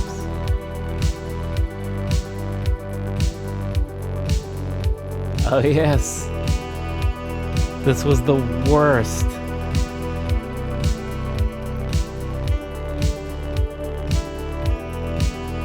So this part's so fucking annoying. I don't know if you've ever played this one. Yeah. So this part, you have to go up this escalator, and these guys are in the wall, and they try to smack you when you go by. So it's a timing thing, and you have to just like sneak by, like when they're not swinging, right? But it's tough because the escalator is always moving, so you have to like pace it to fit with the escalator, because otherwise it's gonna push you into their hits. So it's, you know, like, I don't know. Then it goes for way too long. That's the frustrating part about this is you dodge like 4 or 5 of them and you're like, all right, I got this. And then they hit you. And then they hit you again. And then again. And then you start wondering, how long does this go for? And it goes for a long time. I absolutely hated that part. It's truly the worst. You can even see the guy playing this right now. He's dying. Look at how bad his health looks. He's getting his ass kicked in that part because that part always gets your ass kicked.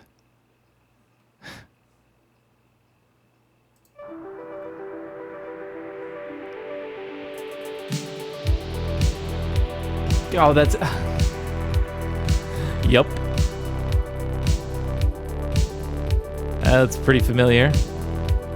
You don't even want to fight them. You can't fight them. You just have to run away. It's the worst. Enemies you can't fight. Ugh. But that's Silent Hill in a nutshell.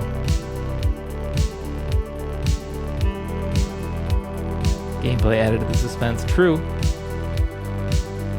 It made you a lot more fearsome because... Or, not fearsome. Fearful. That's the word. Because if you could fluidly, like, maneuver your character out, then you'd feel like John Wick, you know? Oh, whatever. There's a monster, whatever. I'm just gonna do some crazy flips, and it's too easy. But, like, when the act of, like, turning your character, like, 90 degrees and then walking a few steps forward takes time and effort and several button presses, and sometimes they turn the wrong way or they don't start walking fast enough. That's when it adds to the tension. You start screaming at the screen. I'm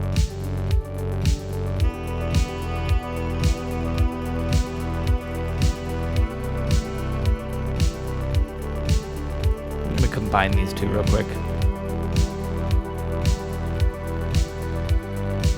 Was it Silent Hill that introduced me to the game design element of calm music, safe room? Yeah, I mean, that's how a lot of horror games navigate, thankfully. Okay, this first part is great. Let's add variation here.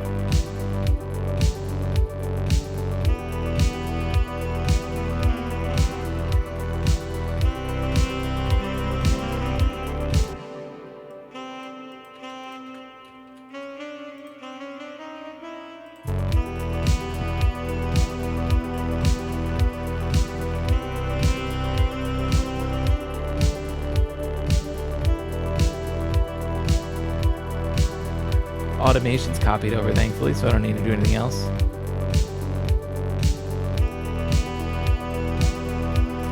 Silent Hill,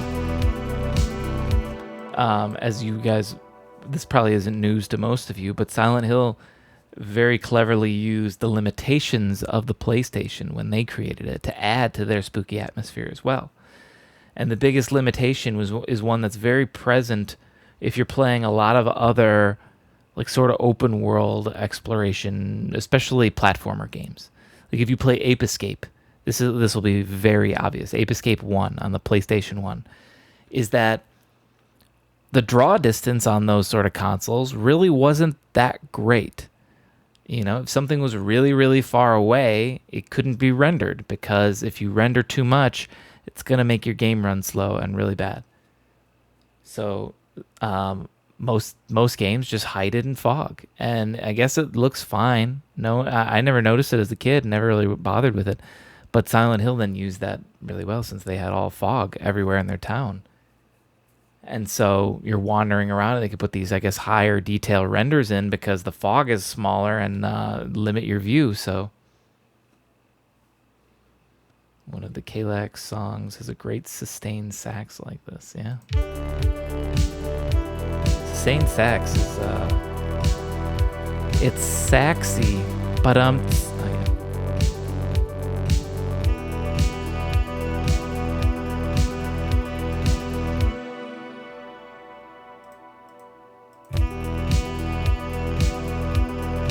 hang on, I actually need full context. That does mean I have to listen to this from the beginning.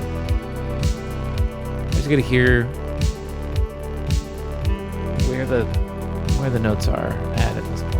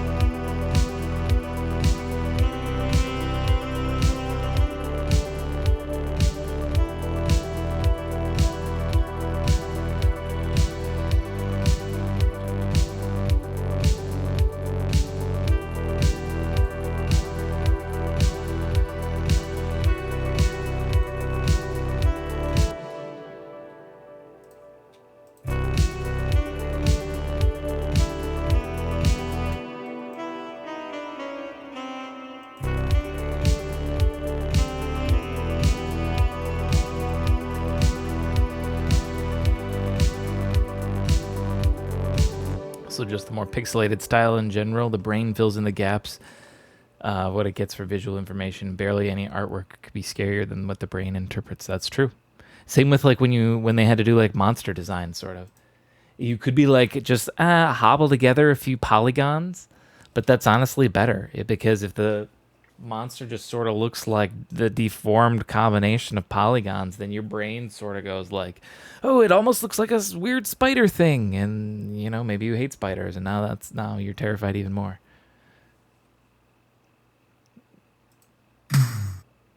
Whereas now you would need like a concept artist to draw out meticulous details of exactly how the creature's going to look so your 3D artist can render it perfectly. I feel like back in the day, you could just like hobble together a couple polygons and make some weird fucked up looking blob with sharp edges and just make it like swell and like wiggle a little bit and then perfect. Hide it around a dark corner and make some screechy noises and then you're done. That's the enemy for that room. What is it? I don't know. Who cares? The player's going to see that and freak the fuck out and be like, oh my God, I don't want to touch that thing. That looks awful. And then they're going to leave. Mission accomplished. No concept artist needed, nothing. Just hobble, like I say, hobble together those polygons. Put them in a dark room. No one will ask questions. Have you played the milk inside of a bag of milk game? No. Never heard of that. My boss wants me to upload a video today, but none of his projects have a fucking ending recorded. Just can't finish it? Can't do that final...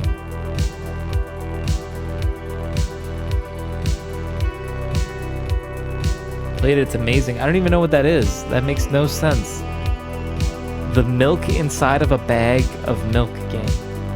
Is this like a video game? Is this like a schoolyard game I'm supposed to play with my chums? First you get a bag of milk.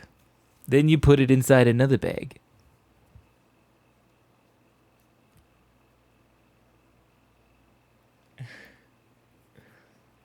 Okay, I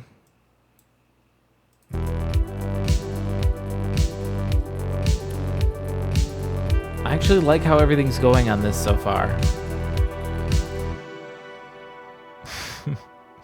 Dark Ninja found it. Milk inside a bag of milk inside a bag of milk. A short story about the sort of challenges everyday little things can be. Help a girl buy milk. Don't look at the pictures or the trailer. Why? Because it's the entire game? It's $1. I'm not buying it. Or the text. No. Just play it. No. Why do I feel like it's going to be really, really stupid and I'm going to be basically wasting $1? Super short, super cheap.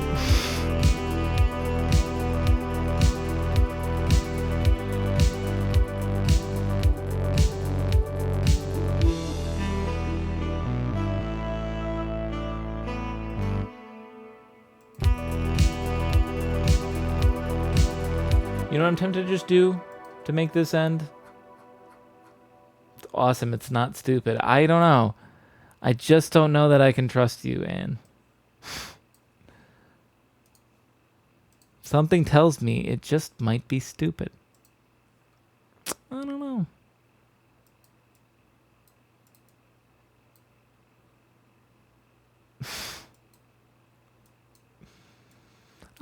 Something tells me. A weird inkling tells me it might be stupid. And not worth $1.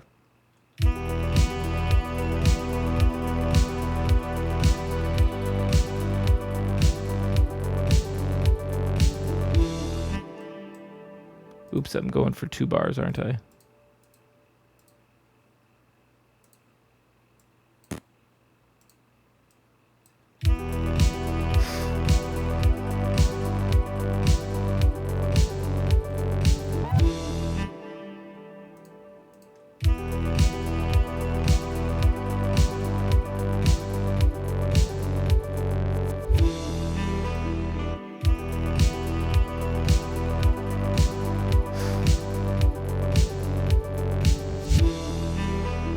Ooh, hang on. That's a real simple thing. I love snares reversed like this.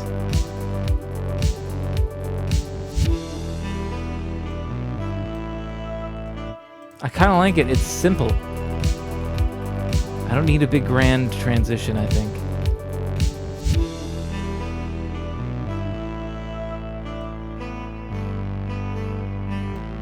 Though, actually, real question is, do I need a crash here? I do like the crash. Let's try no crash.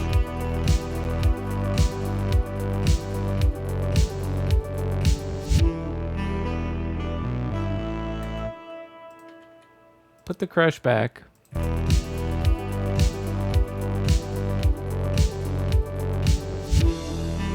Yeah, keep the crash.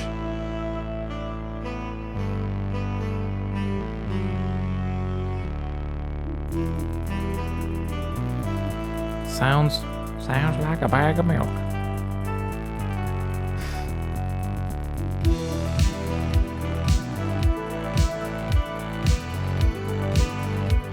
So this is great right now. This is a doubled saxophone with our new fade out pad. So this is a lot of variety.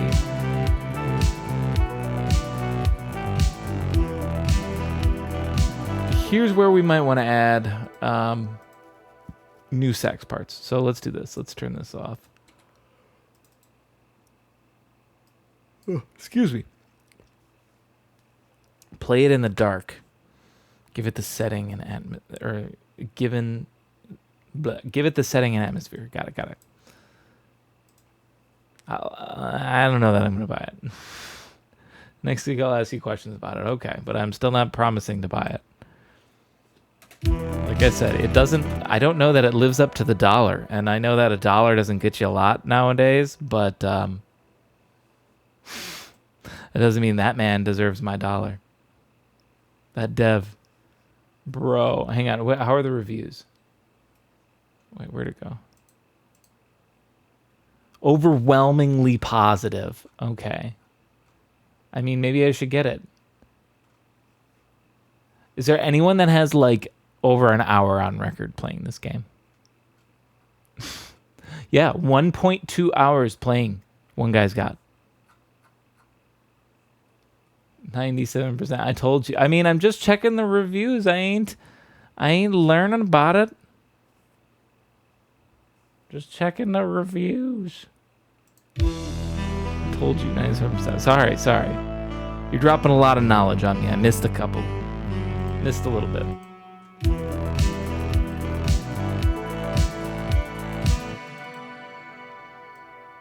All right.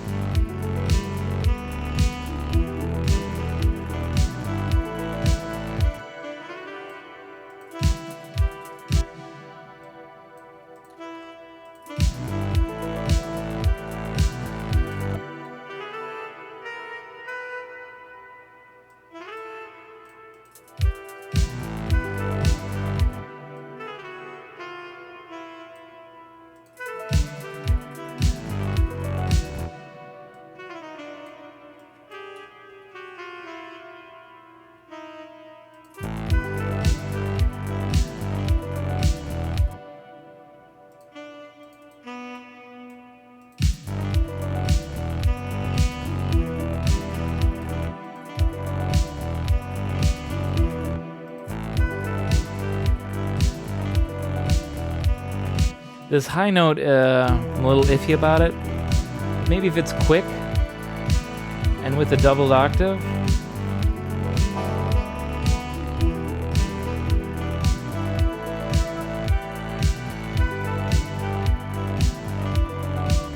Yeah, that'll work.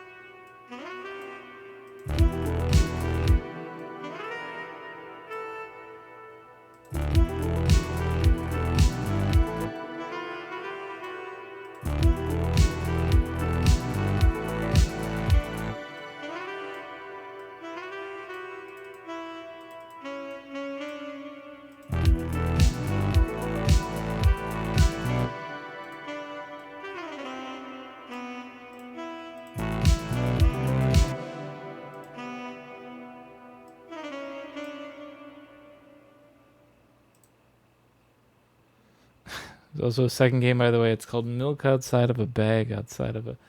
Alright, I got it.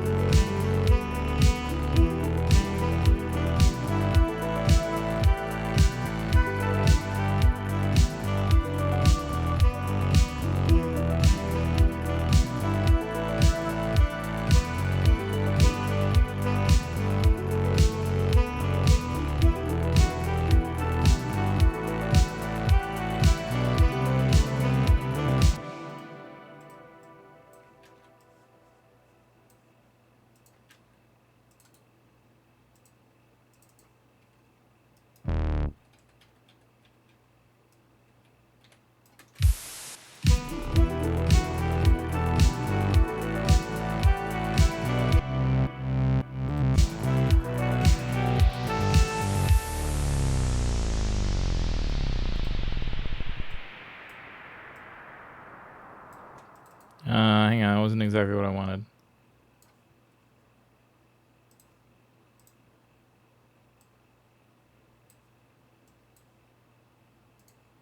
Oops.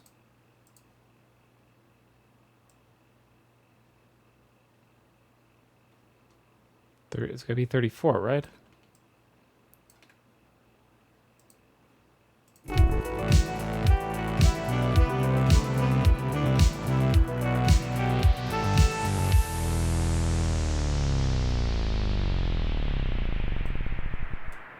Yeah, I like that ending. Might think the titles are stupid. Just wait till the epiphany when you understand what it means. Sunji, thank you. I appreciate it. Glad you're enjoying it.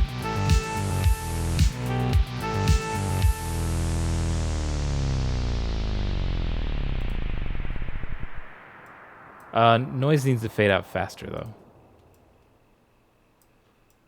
Needs to fade out a bit faster.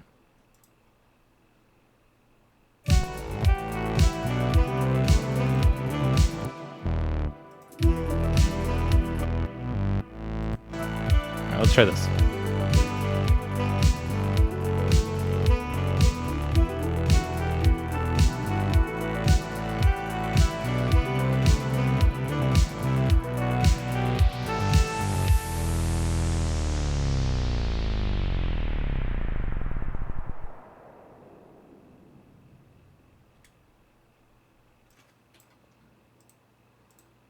And delete.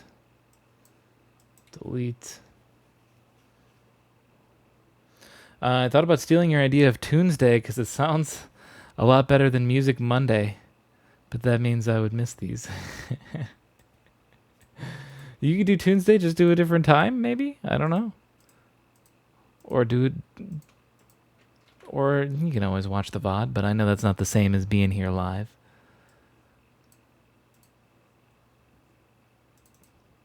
I do think Tunesday is... Like I've said before, the whole reason I started doing Tunesdays and stuff was a motivational tool. If you ever find yourself in a rut where you write music or you work on songs and you get stuff done and you make progress, but you never feel like the songs are officially finished and you never release, and then you end up with this huge backlog of songs you don't really know what to do with. And, you know, and then you get to the point where you don't even start writing new stuff. You just sit down and you open up one of these songs from your huge list of songs that you've got, and you listen to it a little, you fuck with a couple little faders, and that's it, and then you close it, and that's how you... I worked on music today. And that's what I was getting into, and I would do that constantly, and I felt like I wasn't getting anything done, so that's why I started doing Tunesday. I sort of was like, hey, I'm an adult that cannot hold myself accountable for getting music work done. So I'm going to make people that watch me online hold me accountable for getting music done. Because everybody watching here knows that I'm going to finish the song in this sitting. I will not end this stream until this song is finished. So that sort of puts the pressure on, like, well, I'm getting hungry. I better finish this song. or I don't want to sit on my computer doing this all day, you know? Literally me always. I have so many pieces and ideas started. Yeah, exactly. So yeah, you know what? Do a Music Monday, do a Tuesday, do something. You might need it. And you could use it as a way of, like, especially now if you like want to get those songs done. Don't do it the same way me, where like you have to sit down and finish the song from start to finish. You could even start with your tracks and just be like, all right, today, no matter what, I'm finishing this track. I'm going to do whatever I feel like needs to still be done until I think it's good, but then I'm going to say it's done. And it's tough because you can always go back and change things. I want to do that on some Tuesdays that I do, but I guess you just got to like pick it and just officially... A song is never done, it's only abandoned. Someone said that once. I don't know. My thing is I struggle badly to get out of loops or choruses and make full pieces out of it. I get that. And sometimes that's not necessarily a bad thing. You could lean into the style. It depends on what kind of music you're doing, you know? If you were doing synthwave, you can lean hard into the loops. Where I've got a synthwave song on my last Slamwave album where the bass loops for like 3.5 minutes. before I finally change it. And then I change it to one little other thing, and that loops for another 2 minutes. There we go. There's a 5-minute song. And because depending on the genre of music, it may lend itself to a lot of loopage and a lot of repetition. So you can get away with that. I'll listen to this from the beginning. We technically may be done. I feel weird saying that, but I guess I have been live for 3 hours and 40 minutes. That's plenty of time to write a Tunesday. Almost 4 hours. I want to hear this from the beginning, though.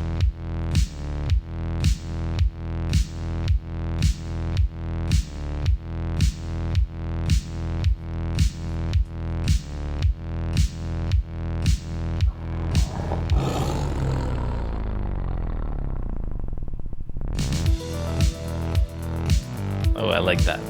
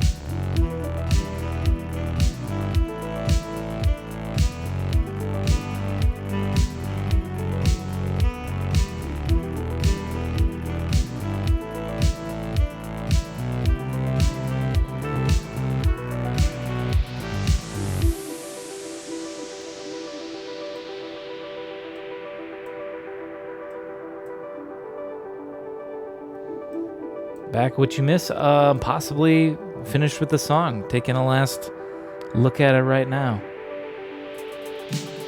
Oh wait, hang on, that hi-hat comes in too early.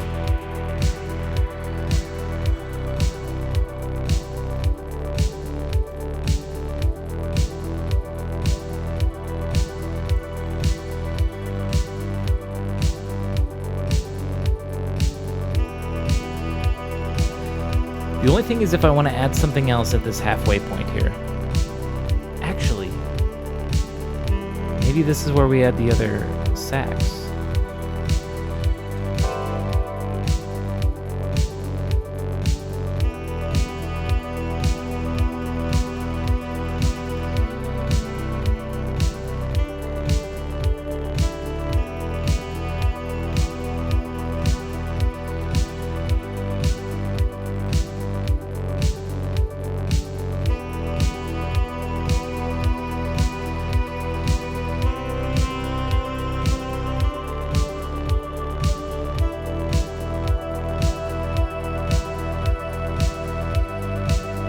Oh, I didn't copy over the... Hang on. I need the automation, too.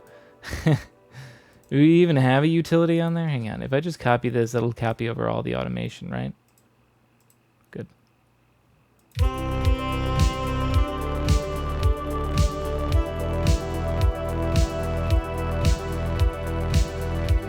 Because it needs to fade out right there.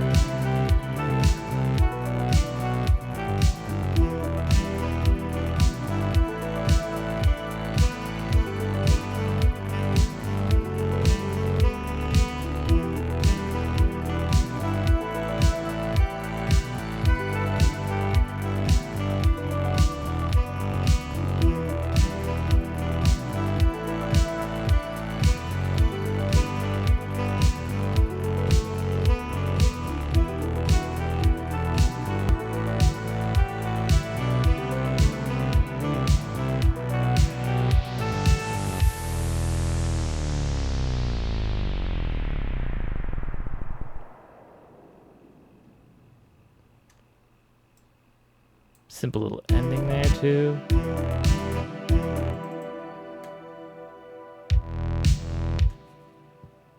I like it. I think it sounds good. Took on the challenge of adding some animal sounds too. Much requested animal sounds from you folks.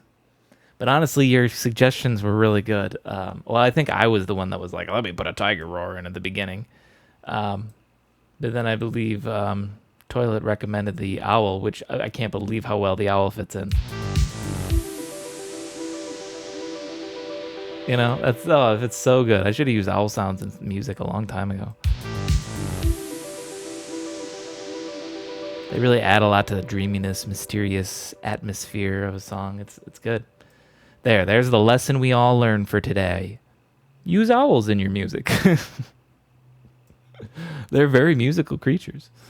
Use an owl. When in doubt, use an owl. You're stuck on your song. You're like, I don't know what it needs. Use an owl. It's an owl. That's what it needs, you fool. Okay. Yeah, that's going to do it for me today. Thank you guys for hanging out and watching. I really appreciate it. Man, we had so many people again. It means a lot when so many of you guys are hanging out and watching. I really, really, really appreciate it. Guys and gals, I shouldn't assume. Extra special thanks, of course, to Hefner for resubbing to 9 months now, and extra special thanks to Grim for making it to 13 months. Thank you guys. Really appreciate it. Like I said, I don't know that I'm going to squeeze in a Makeup Tuesday for last week, just because, like I say, sometimes life just gets in the way of it. But I'm happy we got ourselves a nice, good song here today. A pretty long one, too, about 4.5 minutes. So I will catch you all next week for another Tuesday. What will we make? I don't know. You'll have to come by to find out. See you later.